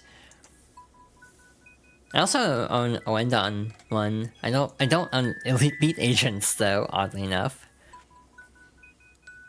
Hey, back to Full Metal Alchemist and Ready Steady Go is on this Oendon. Yeah, the only Ace Attorney I own physically on DS is 3, but I have 2 copies of 3, which is weird. all the Pokemons. Fun story, I owned both Black 2 and White 2. Both were like $40 at a GameStop one time, like mint condition. I was like, sure, I'm never gonna see these games for that price, so I picked up both. Now they're like 150 each, I'm pretty sure. So like, I could buy a Switch 2 if I just sell White 2 and Black 2, probably. All the Laytons, so I've never finished London Life. That's an option. I should play these on stream, though the mystery is gone, because I've finished them already. I might stream New World of Steam, just because it'll be fresh. Sonic Colors, yes, I swear by as being really good. Actually, it's the best Rush game, in my opinion, gameplay-wise, and actually story-wise, I think it's actually superior to the console version, because it fleshes out the characters better. I really wish the Mother Wisp had been incorporated into Ultimate in some way, especially because she shows up in Team Sonic Racing.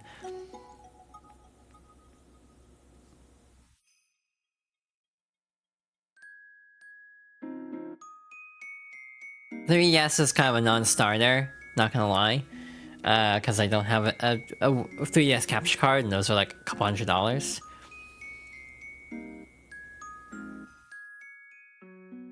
You're currently playing the Rush trilogy entirely blind? Oh, I'm so sorry, you're on the Blaze part. Oh, you have my condolences, and I say this as a Rush fan. Here's the thing, I grew up with Sonic Rush, I'm used to that game's bullshit. And that's how I put it. You got your 3DS modded fairly recently for about $100? Damn, that's not bad. That's a great price for that, because like... With mailing, I think I misread. Yeah, it is loopy, again, which is great, because I know like Katsukity was like... hit and miss with actually working well. My only problem is I have the gold 3DS that came out around the time of Majora's Mask, so I don't know if I would want that to get like cut up like with a shell, though the paint has chipped off the bottom like almost entirely. Yeah, true, Sonic has a worse time in Rush. Sonic Rush is like the Mega Man and base of Sonic games, where Blaze has a better time with it than Sonic in my opinion, because she can hover. Her vertical trick also gives her better height.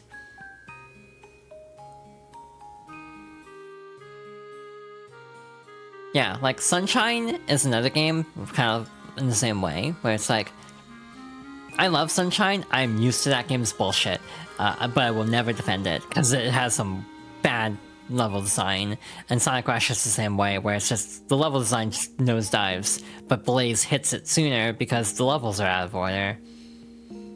Wow, they replaced the entire shell, damn. I might have to look into that, because being able to stream 3DS might be helpful. Like, I'd love to stream a Link Between Worlds. Hell, if, through totally legitimate means, totally, it'd be really fun to get, like, a Triforce Heroes crew together.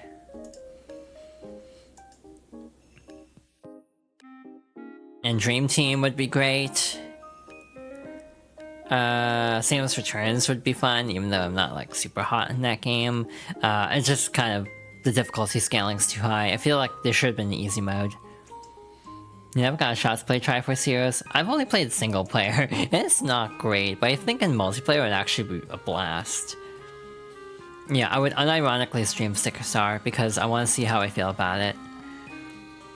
Yeah, I remember enjoying it asterisk at the time, where it's like, wow, everyone's hating on this game, and I think it's just kind of like, eh, it's alright. It's like a 7 out of 10, maybe 6 out of 10.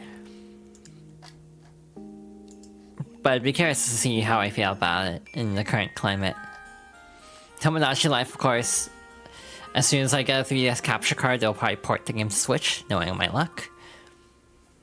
Tales of the Abyss is one I would love to stream, but god, the options aren't great. I don't even think emulation works for this game yet. Even like PS2 emulation doesn't really work with this game. Smash Run! Yeah, that'd be fun for this one.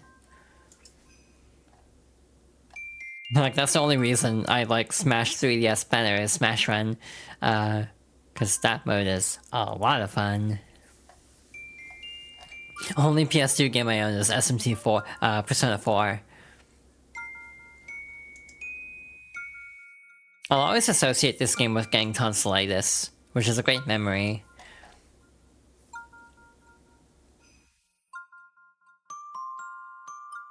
I wish I had Crack in Time, because that's like my favorite Ratchet and Clank.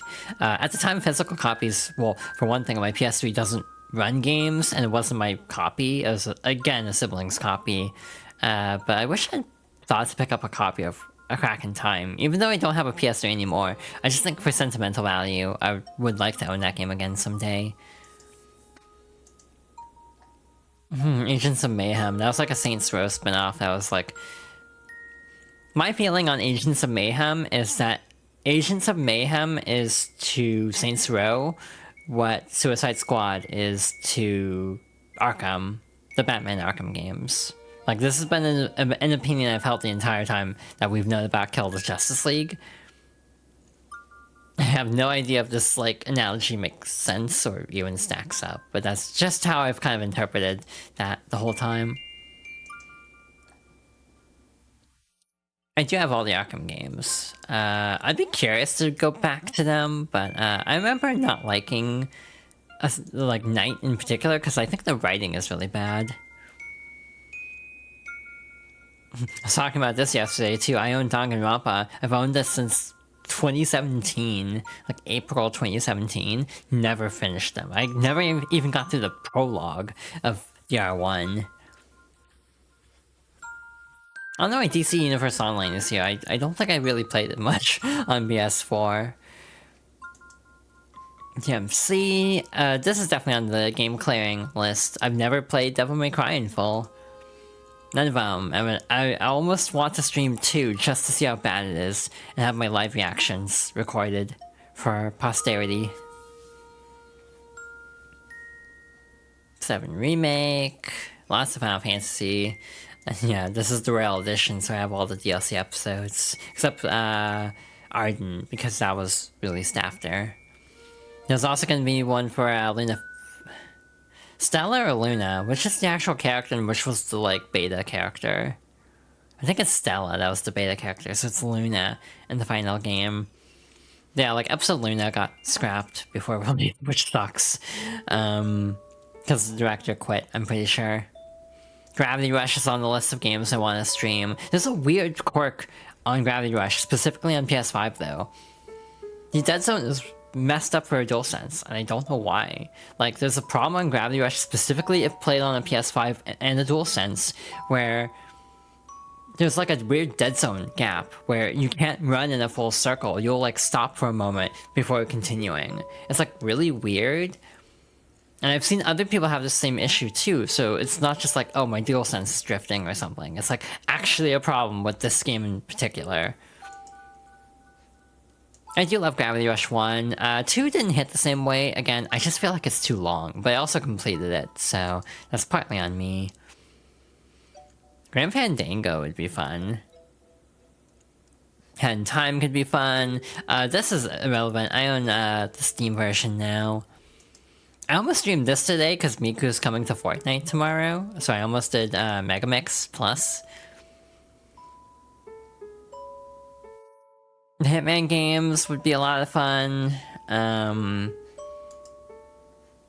do have the PS5 version of Hitman 3, so that is World of Assassination. The only problem with that is I don't think I have, because of like weird account problems, I don't know if I'd have like the best levels in the game, unfortunately. That were the DLC ones. Similarly, I don't know if I actually have access to Frozen Wilds anymore, unless I like boot up my like dead name account. Kingdom Hearts is on the list of games I want to stream. I think one goal might be like a final mix prod mode run, because I've never done that before. I'd probably ask for help on that, because I don't remember Kingdom Hearts 1 very well. I also don't like it very much. It's very rough around the edges, and tends to kind of kick my ass a bit, but Kingdom Hearts 2 is overall my favorite, but I do also like Birth by Sleep a lot.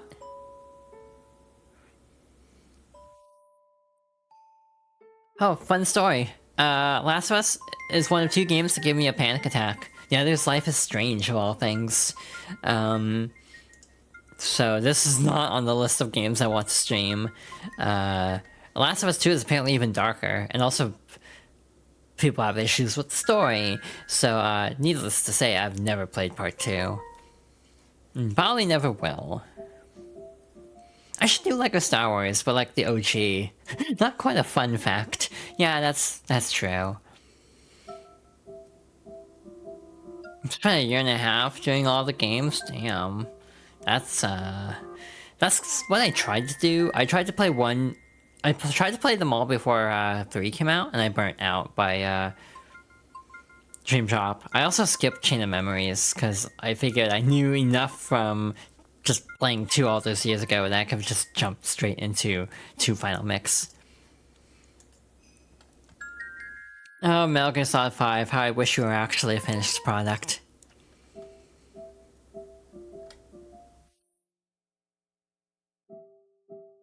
Outer Worlds was fun. I think it kind of loses steam very quickly, though, to the point where I'm like, not like gung-ho about, but I hope it does well. I have the Persona dancing games. I could do those on stream, actually.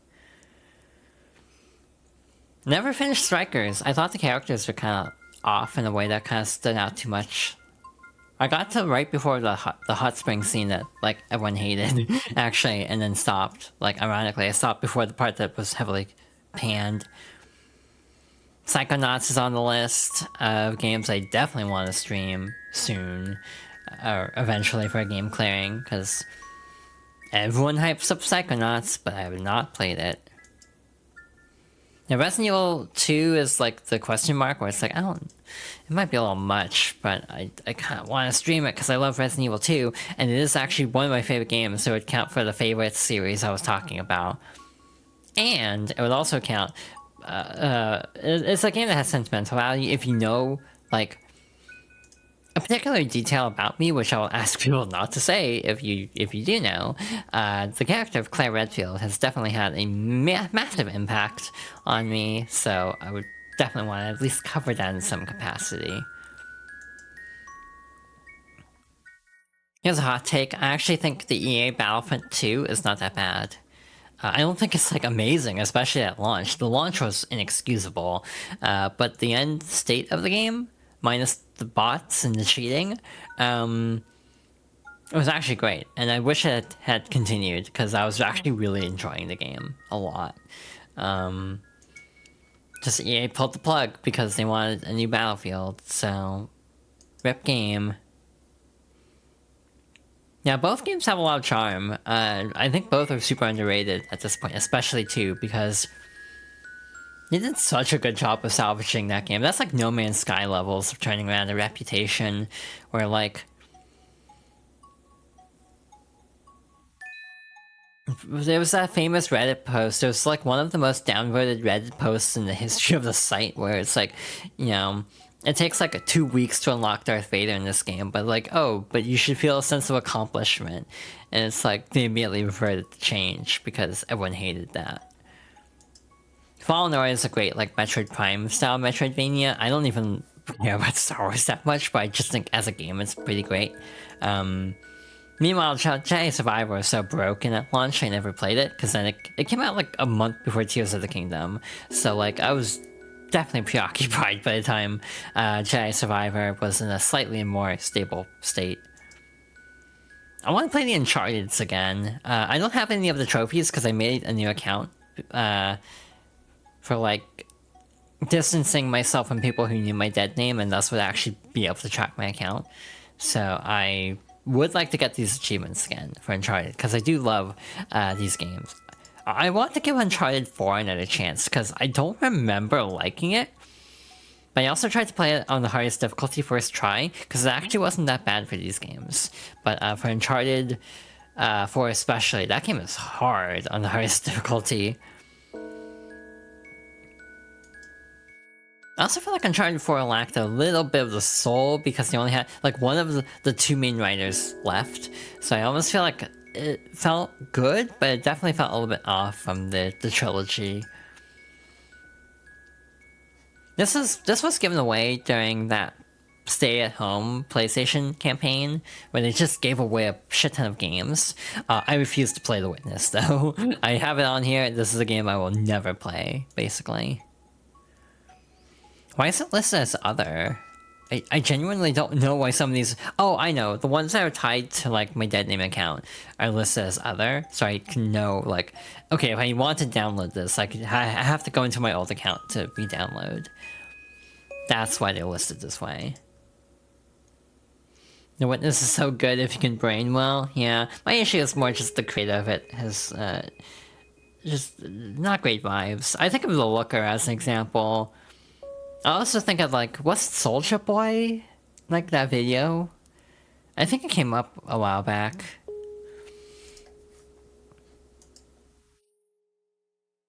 Why is Astro listed here? It's free. I can easily just download it with my current account. So I'm not gonna count this. I'm just gonna do this. I don't have the current Astro game, though, which is weird, because, you know, I love 3D platformers, but just... didn't get around to it for some reason. I think I came out at a bad time. I want to play Chicory, I don't know if it'll be on stream. I want to play Crisis Core, don't know if it'll be on stream. And this is free to play, why is it marked as, like, tied to the old account? FF8 is definitely on the list, for the sake of game clearing. Genshin Impact. Yes, I know what I'm doing. Now, this is now a Hitman World of Assassination, but the disc says Hitman 3, so I classify it as such. Just for the sake of, this is the old version. I own Strive, like, twice. I own it on Steam just because I got to, like, a point where it's like, PS Plus is actually going to be more for 1 year versus just buying Strive again on Steam. So, like, ow. I just bumped my mic. It just made more sense to just rebuy it. I don't know why Honkai is listed twice. So I actually own fewer games than I thought I did.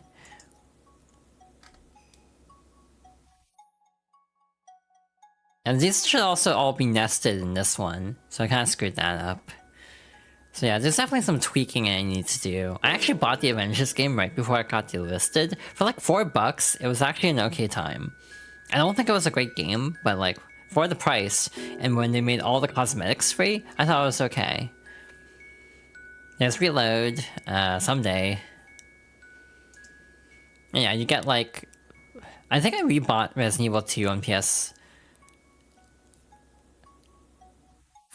because I love the game, and so I could have the DLC on my current account. And the deluxe edition was on sale for like cheaper than just buying the DLC again. Yeah, and you can actually nest things, which is cool for like compilations, like, you know, the Mega Man collection, or like DLC you can also like nest. So like here, you just kind of like go down to like more, and then you have like part of this game compilation, so you can just do like, this is part of Spider-Man 2, or like Spider-Man Remastered, so you can just do this. And then I might have screwed something up, because I don't see it anywhere. There it goes. But yeah, then it just nests into the previous category. I'll do the others on my own time. This will take a bit to clean up. Then you have like Resident Evil 4. This was actually the first PS5 game I bought DLC for on my current account. Current gender. That's how recent all the gender stuff I've gone through has been. Zenless is not unplayed now. I have started. I've beaten chapter 1. I actually do enjoy Zenless now that I have Miyabi. It turns out I just needed a really overpowered fox with virtual powers for me to enjoy Zenless. Who could have seen that coming? P4G is the only Vita game I own still. I sold the rest of my collection and my Vita. I wish I had kept it in hindsight, just because there's cool stuff you can do with the Vita now, but I didn't think about it at the time. I wish I got a Vita TV. There was like the little box that is a Vita, but like you connect it to your TV. And It was like $100 at launch. It dropped like 40 at worst. And then now it's like 200, 250 because it's really rare. Don't think you've ever sold a console. I don't think I have either, except the Vita, because I was trying to save up for a PS4, PS4 at the time, I'm pretty sure.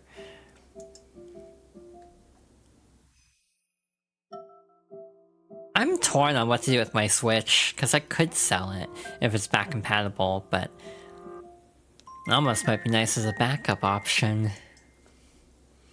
I actually do own a couple of original Xbox. These are a couple of these are digital on Series X, like anything marked digital Series X, essentially. This is the OG Battlefront 2. Ironically runs better this way. If you don't mind 30 FPS, than the classic collection version of Battlefront 2. Again, I own 3 copies of Psychonauts, and have not finished any of them. Fun story, Black Flag for Assassin's Creed is actually back compatible. It can actually run Xbox One, which I don't understand because there's also an Xbox One version of this game they released the same day. So like, why make this game back compatible? It doesn't make any sense to me. Katamari, this is on disc, but this is a case where like the DLC I bought with the old account, but it's a disc game, so it's like the DLC is listed as other, but the game itself is actually, you know, it's a disc. It's not like locked to an account. I need to play Fallout New Vegas. Everyone says that's a great trans game for some reason. I don't know why this is like a trans game. But it's always on the list of like, you know, trans film starter pack. So I feel like I need to play this at some point. Why is Hi-Fi Rush under 360? That does not belong here. I have the complete saga. I should play that on stream at some point. Yeah, I also have like physical copies of a few things, like the HD collection from Metal Gear Solid. This is the only way to get this game, the 360 version on current gen. It's actually delisted digital. I assume it was for legal reasons. The current collection changes the stock footage for 3 to be different, so they don't have that problem. But they lost the rights to certain stock footage, apparently, so this version of the collection was actually is impossible to play, even though it's still back compatible. There's a couple other games like that. I know Arkham Origins is another one that is back compatible, but not available digitally, so you have to buy a physical disc. Nier is actually back compatible. It's the best way to play the Dad Nier version, because Nier Replicant version 1.2 whatever, I used to have it memorized, is based on the brother Nier. I do own a copy of the orange box, so most of these games are like 99 cents during a Steam sale, so... I mean, TF2 is just free, straight up. I actually have Half-Life 2 on PC, because they gave it away recently, so I did have no reason to own the orange box beyond having a physical copy for some reason. Plants vs. Zombies came with my Xbox, and I'm not sure why. It wasn't like marketed as such at all. So I didn't get Uno, but I did get PVC. Human Origins is one I need to finish. Saints Row I need to finish. Again, I've told this story before, but the last thing I did with my Xbox 360 was buy this game, I booted it up, my controller died like 10 minutes in. So I might need to come up with like some solution, like a Brook adapter. This like a Brook adapter. They make a bunch of different ones, but they make one for like Xbox 360 where you can basically connect any controller to it, like wireless in some cases, or also wired, and it'll make it compatible. So that, like, you can hook up a Switch controller and it'll run totally fine on a 360. It's like $50, so it'd probably be a better option than just, you know, buying a third-party, like, cheap controller that'll break immediately. I wish the Hyperkin controllers worked on actually 360. It's like, why make a 360-themed controller that doesn't work on 360, other than, like, hardware limitations? Yeah, just a little petty grievance. This game is useless because there's the definitive edition now. Yeah, actually on X-Men Origins Wolverine, physical. The best thing to come out of that movie is this tie-in game, because it's actually, I think it was like supposed to be an original Wolverine game, but then like the movie was happening, so they're like, yo, making a movie tie-in, and they did. Dishonored, I want to play, don't know if it'll be on stream. Doom, I have a lot of Doom to play. 2016 is like, I don't know if that's too gory for me, but like Doom 1 was fine. Why isn't this marked as beat? I beat this game. Did I never add... No, the Doom 1 and 2 would be on Series X, so that'd be classified differently. I have Rare Replay, so that's a lot of options. Rayman Legends, Sonic Color. Yeah, I started collecting Sonic games on Xbox because I have like Sonic Unleashed back compatible, so it just to me made more sense having all my Sonic games in one place. But I might jump ship with that library and put them on something else like PS5 or Steam. Like just start collecting those versions. Yeah, Doom would be over here, like 1+2. I don't know why I didn't classify these as individual games, so that's something else I need to fix. Forcing me to go through my backloggery with a fine-tooth comb has actually been very helpful because I've realized a lot of things I screwed up. This is a game I thought about rebuying just because well, one, Xbox Live is expensive, and everyone I know has Halo on PC, and there's like no campaign crossplay except for ODST. I want to like do a campaign run of Combat Evolved or Reach with like friends. Hi-Fi Rush is very good. I would not mind playing it again on stream. You know, something I want to do... Maybe, oh, that's a donation incentive. Sonic Superstars and True Ending. Because I've not finished the bonus story stuff yet. I'm on the final boss of that, and I've not done it. Oh, I never marked Shadow Generations as beat. I'm missing like 4 S ranks, so that is a beat, not a complete. That's definitely a technicality there. Yeah, I spent like maybe 20 minutes on it and gave up. Do not try to 100% Hi-Fi Rush. Oh, yeah. See, like, that's my problem with like a lot of character action games. Like, I enjoyed Devil May Cry 4. I would have no desire to play it like again on like Dante May Die. And like Hi-Fi Rush, for example, is a game that's like great, but I wouldn't want to play it like to completion. It's like a really great like just one-time playthrough. Maybe revisit a couple years later down the road. I love Tunic to the point where I actually picked up a physical copy as well on Switch. Tunic is definitely a game that I would love to stream, but the problem is I know the solutions to things, so that spoils the mystique of it. And now we're getting to the fun part. This is the Steam library. I want to play OJ. I want to like get friends together for OJ at some point. Or hell, just join in on other people playing OJ. Yeah, see, that's another problem I have with a lot of like character action games, or just action games in general. Like, if you're gonna make a gimmick of the game for 100% require replays, make the cutscenes skippable. Like, that's just mean. You have OJ? And stupid easy to mod? Huh.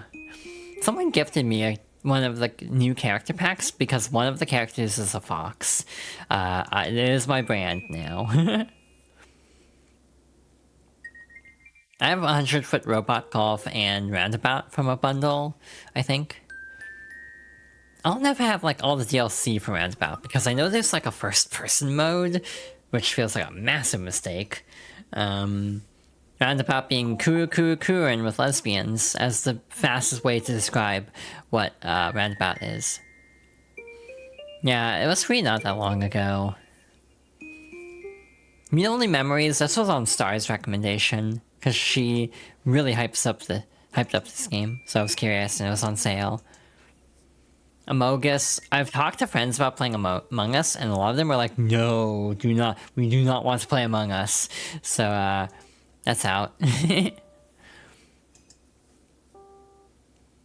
God, I hate these names. Atelier Wrestleriani. Atelier Wrestleriana. It's like, God, these names are complicated to say.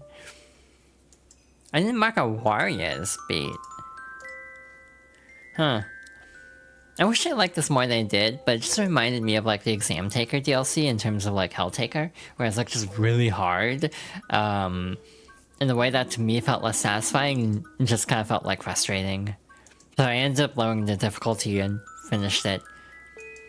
I want to play Arkham Origins again, not without a GPU. I was on integrated graphics and did not have a great time with it, so I want to play it again and see if it's better if I'm actually running it optimally.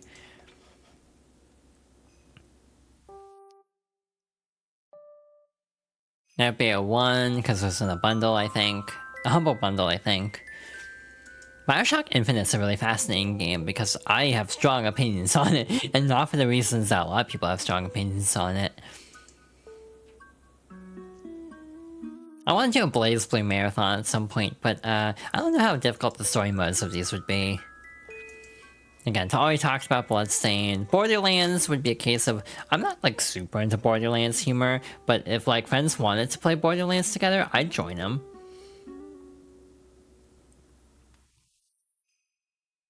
Like, I would not mind playing Borderlands with friends, but on my own, this wouldn't be the best time. I think I've told the story before. Borderlands 2 came free with my PS Vita. So my first experience with Borderlands 2 was the Vita version. That runs at like 12 FPS, so that also was not a great, not a great introduction to Borderlands. Calico, Silver's been playing this a lot, and I've definitely been intrigued, so... Oh, that's another thing. In addition to like, game clearing and, revisiting favorites, another thing I want to do is like first impression stream. So like Calico would be a good example. Like just, 2 to 3 hour stream of just checking out a game and seeing if I vibe with it. Like getting me to actually experiment with my library. Because right now my problem is just I have so many games, executive dysfunction kicks in of what I want to play next.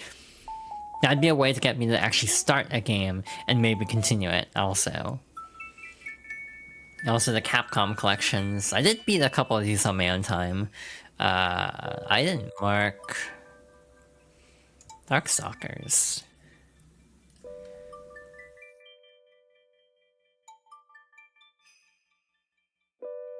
Also, I have content warning for some reason. I don't know why. Oh hey, Constellation Tango! You should all play Constellation Tango. This is my propaganda for the day, is you should play Constellation Tango. I never actually downloaded the other marathon games. They made them all available, but never actually picked them up. They're free, so it's not like picking them up would be much work. It's just, I'm not sure if I'd be into like classic Bungie type shooters. I own like every Dead Rising through a bundle. I don't know if they're for me though. Dragon's Dogma, too many spiders for me. That's not Elysian Tales one I want to play. It recommends it quite a bit, so I'm curious. Also in Skyrim, but it's actually OG Skyrim. It's not even Special Edition. I tried to mod it, and I could not get it to work. And my theory is, a lot of patches are, like mods are just kind of outdated for like OG Skyrim specifically. Like, unless you go to like Anniversary Edition, a lot of mods probably won't work as well. And maybe I was just doing something wrong. That's also a possibility. Exiliac is in a weird spot because it's actually unfinished. It's early access. The last, like, 4 levels aren't in the game yet, so I can't complete this game. Fields of Mystria was just another game that, like, friends have been really talking up, or, like, talking about enjoying, so I wanted to see what it's all about. FF9 is definitely one on the list of, like, favorites.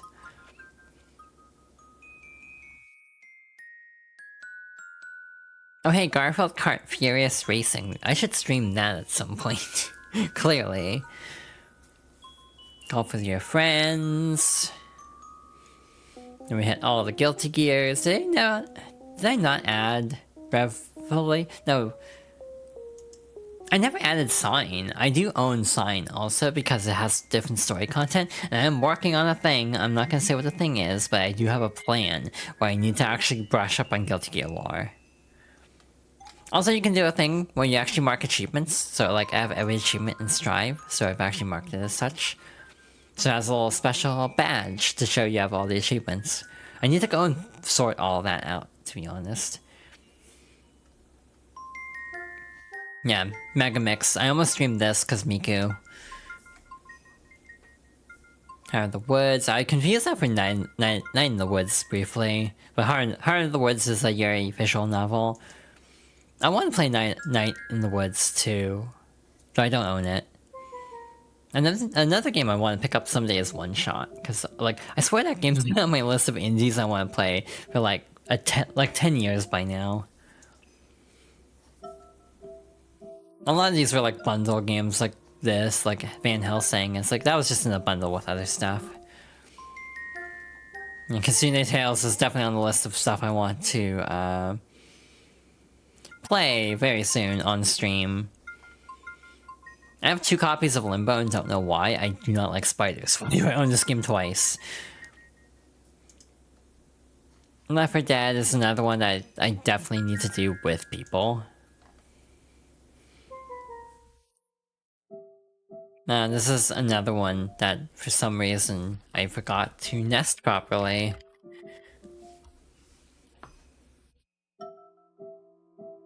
Wait a sec, did I never add the Marvel vs. Capcom collection? Nothing else came up from Marvel vs. Capcom, so I must not have actually added the collection. Damn, I'm behind on my backloggery. I need to update this. Like, I need to like skim my entire collection and make sure everything's up to date.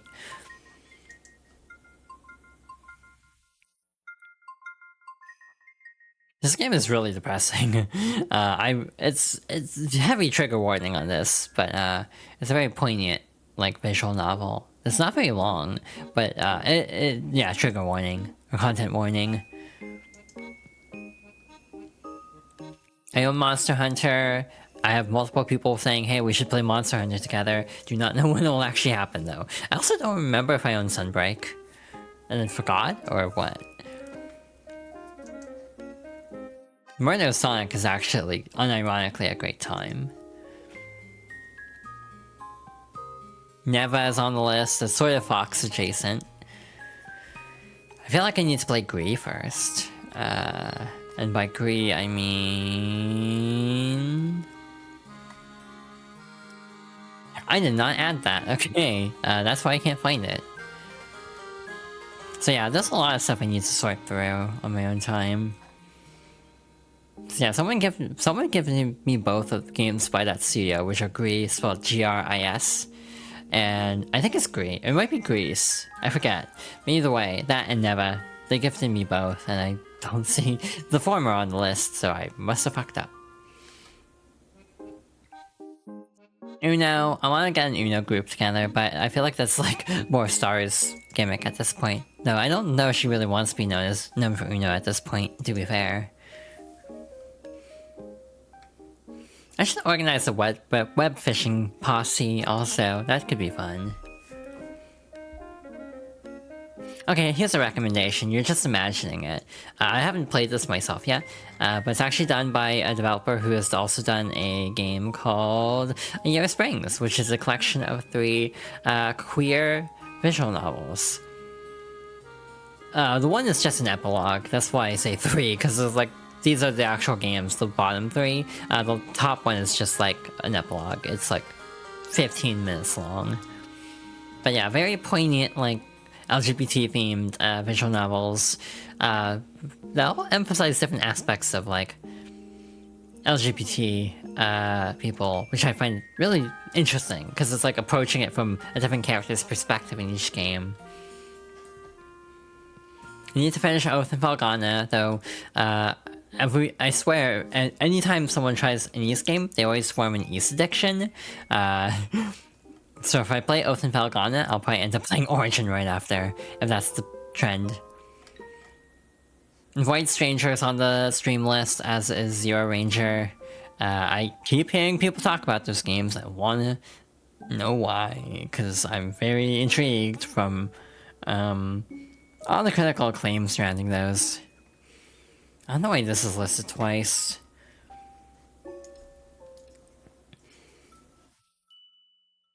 I have a lot of games. Everything I have on Epic is a giveaway. Like, I've not bought a single game off Epic. All of these were just given away.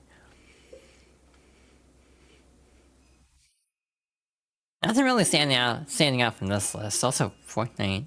Like how Fortnite's list is like not completed. This should actually be listed as none because it's like a nested category. Oh, look, Marvel Rivals. You played Book of East 1 and 2 and really enjoyed it. You know, modern indie bump combat game. I'm also amazed no one's tried that, because there's so many games where it's like, oh, this is like a spiritual successor to this old thing that, you know, AAA companies aren't making anymore. So, like, I almost feel like bump combat would be something viable for like an indie revival. Again, it is interesting what does get like an indie revival and what doesn't. Oh, Midnight Suns. This is a game I want to play, but the problem is it probably would run like crap while trying to stream it on this computer. I'd probably just... This was free. I'd probably just rebuy it on like the complete edition on like Xbox or PlayStation, just to be able to capture it better. Same with Guardians, to be honest. Both games are like dirt cheap now. Everyone tells me not to play Saints Row, which just makes me want to play Saints Row more. That's how my brain works, where it's like, okay, this game is so horribly, notoriously terrible.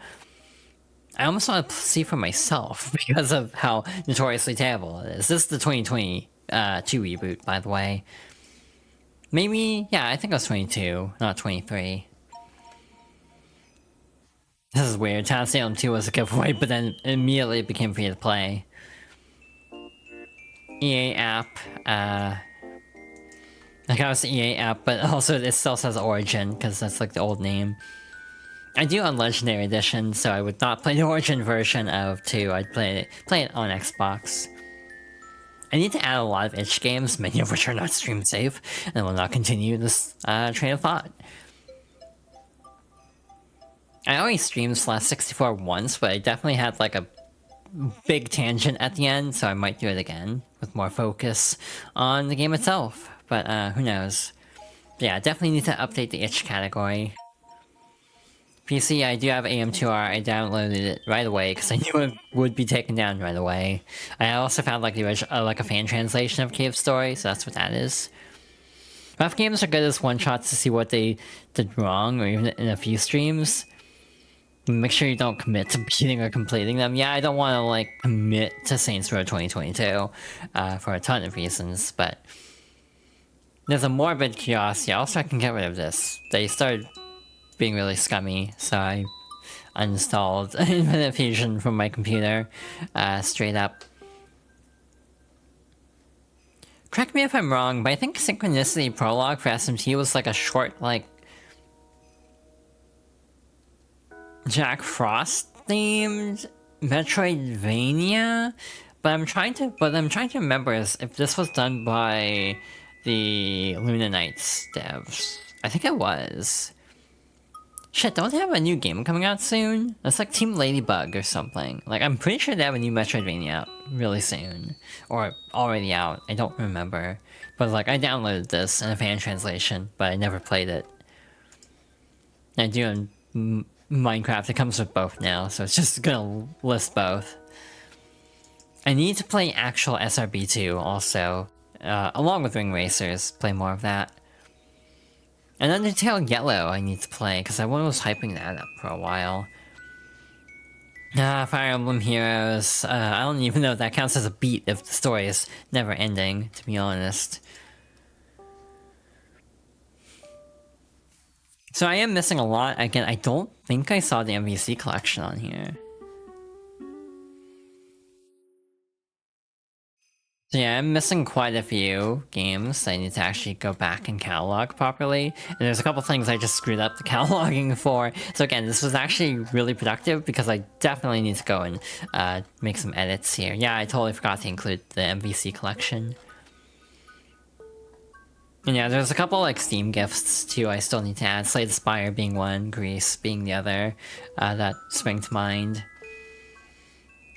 But yeah, what was the game I was just talking about? I was literally just talking about a game like a moment ago. And I meant to go back to it and be like, yeah, that's another game I want to stream. But I'm genuinely drawing a blank on what I was just talking about.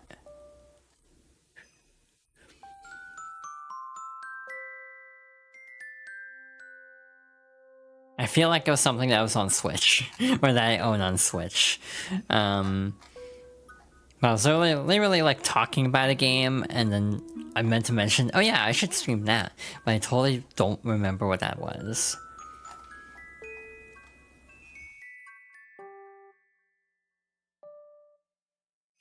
Oh, Spyro! I should play the Spyro games on stream. Yeah. That wasn't the one I was thinking of, but that is one that I should.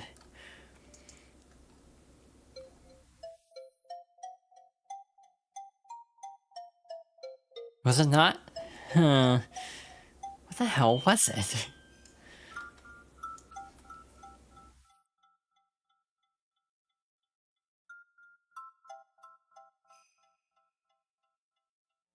Damn, it totally fled my mind. I'll have to check the VOD also to remember all the stuff I forgot about.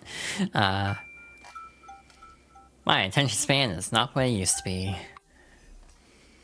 Yeah, Marvel vs. Capcom collection, that's another one I want to stream someday. Just go through a bunch of games there. I want to do a Marvel vs. Capcom marathon, where I just go from like... I guess it'd be X-Men vs. Street Fighter, or whatever the first one is, and just go through all of them, ending in Infinite. And maybe try Beyond 2 if I feel inspired. But like, at least go through the vanilla versions of all the MVCs, just to see the series evolve and also crash off a cliff in the case of Infinite. Only one I've played in full is Ultimate Marvel 3 at this point.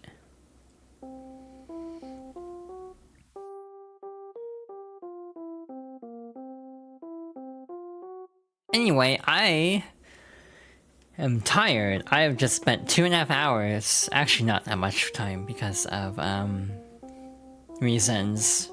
Because of like, you know, startup screen and everything. Oh hi, Minerva left a posture check like half an hour ago and I'm only now seeing it. Because I had it in another window. Oops, sorry. Hi Minerva, how you doing? Hope you're doing okay. Ow, I'm stiff. I could use the posture reminder to be fair. Owie. Aw, Eepy. Gives you head pats. I'm gonna jump back over here.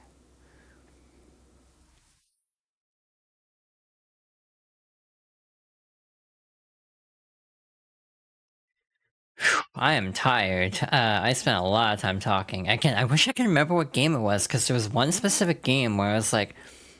It briefly was in my mind, it's like, oh, I need to remember to suggest that for me streaming, and then it immediately fled my mind.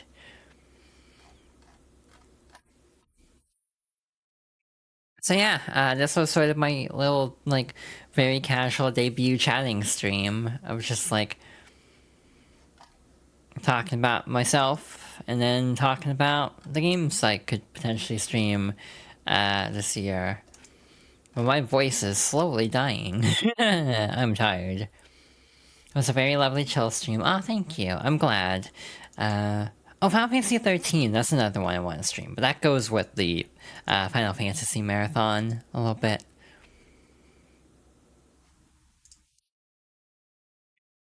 I'd probably skip 11 for obvious reasons, and 14 for obvious reasons. God, what game was it?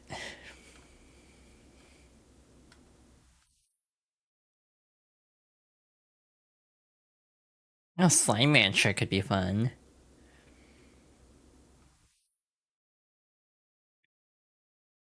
You know, I wonder if, like, I know anyone who owns Sonic 4. I want to check real quick. I feel like the answer is probably a no, but I want to make sure. Also, at some point, seeing Minerva in chat made me think I need to test if like I have call roll and like call stuff set up because I do have a Discord server. It's like technically not open though. I do have a command for it already. The only person I know who owns Sonic, the only people I know who own Sonic 4 Episode 1 are Sheena and Freeze. So, interesting. I'm almost surprised Amy doesn't own it as like the big Sonic fan, but that almost would be interesting. I wonder if I should ask Amy if she's played Sonic 4 because that could be fun for a co-op thing if she hasn't ever played it before. Terraria could be fun. Got in a bundle, yeah. You own both. I don't have you on Steam, I guess. Do I not? I thought I had you on Steam. There's a few people I need to add on Steam, actually. Oh, yeah, on Xbox. That would explain it. Yeah, there's a few games I never added to the backlog listing. I need to get on that.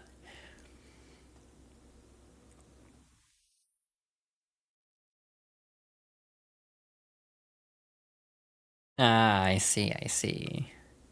Pun not intended, actually. I realized that as I was saying that. Oh, Jet Set Radio would be fun, but a copyright nightmare. Oh. I see it in my library. I've never finished Jet Set Radio 1. I've never gone past the tutorial of Jet Set Radio 1. And I'm like, oh god, I really want to play Jet Set now. Yeah, at some point I should ask Minerva if she's ever free while I'm streaming to, like, help test out, like, call stuff. But, and she's the only person in my server at the moment. I also need to ask for advice on other setup stuff. Yeah, I think I can track you down. You finish adding your Steam library. Think that's enough for one night? Yeah, this is kind of the thing. And again, as we saw tonight, I left out a lot because I have too many video games. But now I'm curious. Let's look up good old Proton John Backloggery and see how many games he owns. 12,755. You can help? Yeah. I will definitely ask for help at some point. Might try inviting more people as well. At some point. Yeah, it's gonna be a very low-key server probably, because I feel like most of the people who show up at my streams I know elsewhere as well, so it's not gonna like be super active beyond just using it for like call and stuff. But you never know. God, I didn't think this would be like almost a 2.5 hour stream.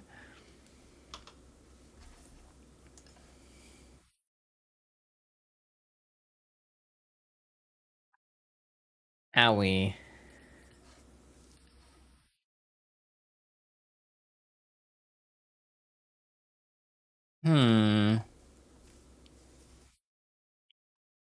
Yeah, I should have Xrd signed too. Why isn't that in backloggery? I swear I added it. It might have just gone into the wrong console, so I might try that as well. It was fun. I'm glad. I'm glad everyone enjoyed this. Ow.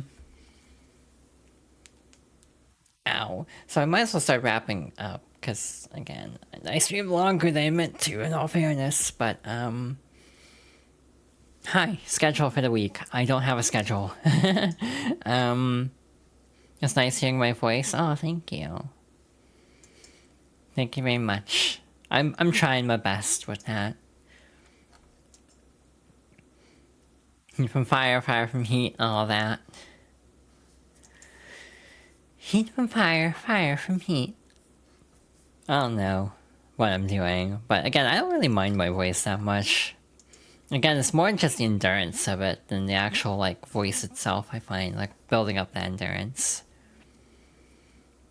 Celeste is one I want to stream. Who could have seen that coming? I almost want to stream Constellation Tango as well. At some point, just like, I don't know when. Maybe try to get Gwen on as well. Which, knowing her schedule will be easier said than done.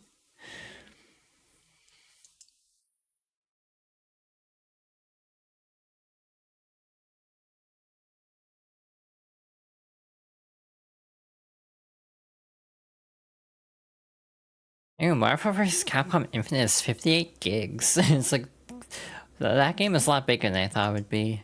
Oh, Nightmare Cart. That could be fun too. Do I not have Nightmare Cart in backloggery? I feel like I would have seen that on the list. Nope. Okay, so my takeaway for today is I need to just re-add a bunch of stuff that I thought was on here that isn't actually on here. So I definitely have over 1,400 games.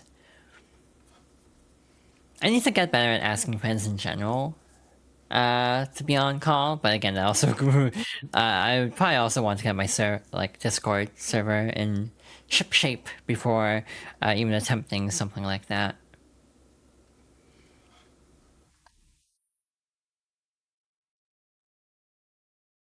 Yeah, and the stream stuff. Next stream, I don't know. See, my thing is, my problem right now is my friends like hanging out on Wednesdays, which would be when I would like to stream. I'd like to do Monday, Wednesday, but because of that, I might pivot to Monday, Thursday, but I feel like something is coming up on this Thursday. No, next Thursday there's gonna be something, I think. Yeah, next Thursday there's gonna be something, so I don't know. I don't know, I might just do Wednesday and just miss part of the big, group call. That's fine.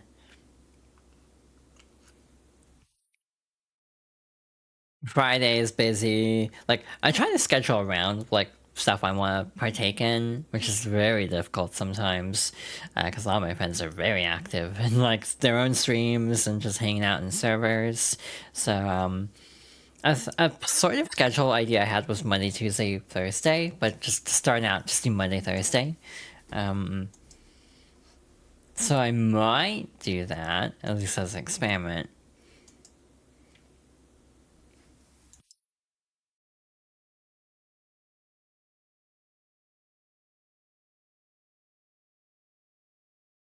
I should play more Rivals. I'm actually enjoying this season. Especially now that they added, like, streamer mode, so you don't have to see all the obscene usernames that people have come up with. I would definitely be more inclined to play Rivals now.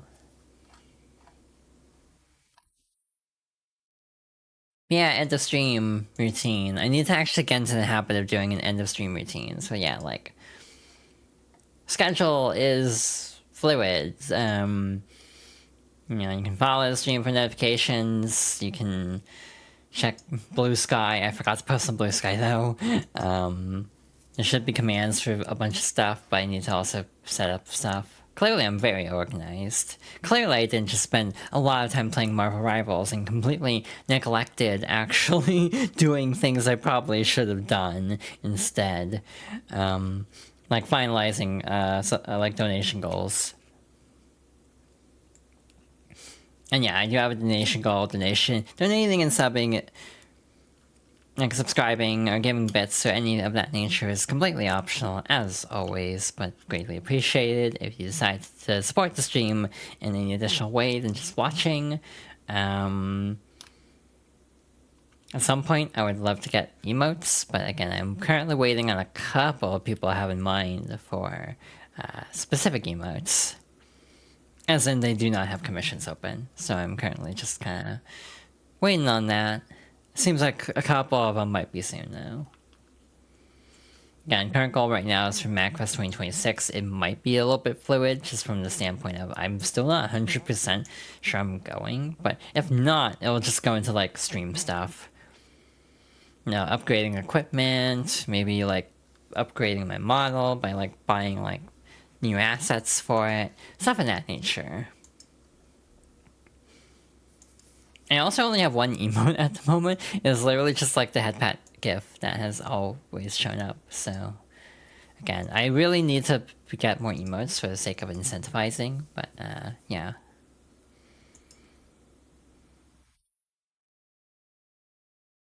And yeah, hopefully going into 2025, because this was the first stream of the year for me, I'll get to be a lot more consistent with streaming, because I've been very spotty lately, partly due to my sleep schedule being garbage, and so on.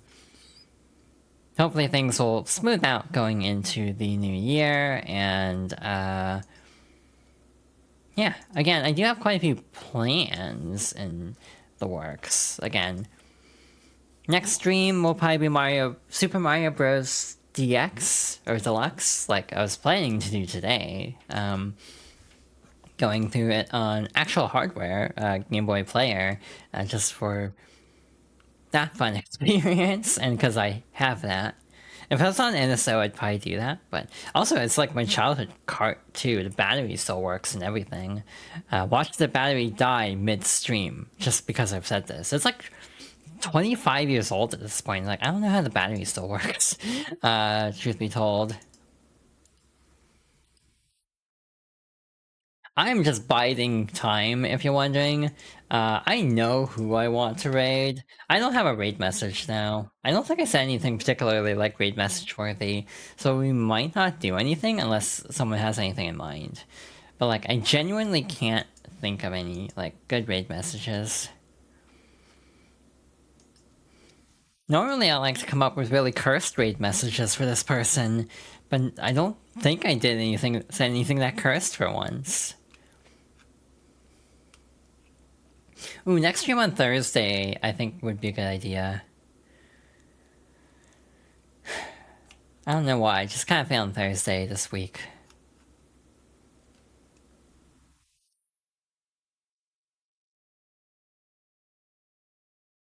Yeah, I need to finalize a bunch of shit on my own end. Oh, there we go. I guess we can do a raid now. You know who we're raiding, probably. We're gonna raid John, because of course we are. I was just literally just stalling, truth be told. Might even get in before the intro even finishes. There we go. So yeah, thank you all for watching, thanks for stopping by. Again, my plan is to hopefully stream again either Wednesday or Thursday. We'll see which one it is.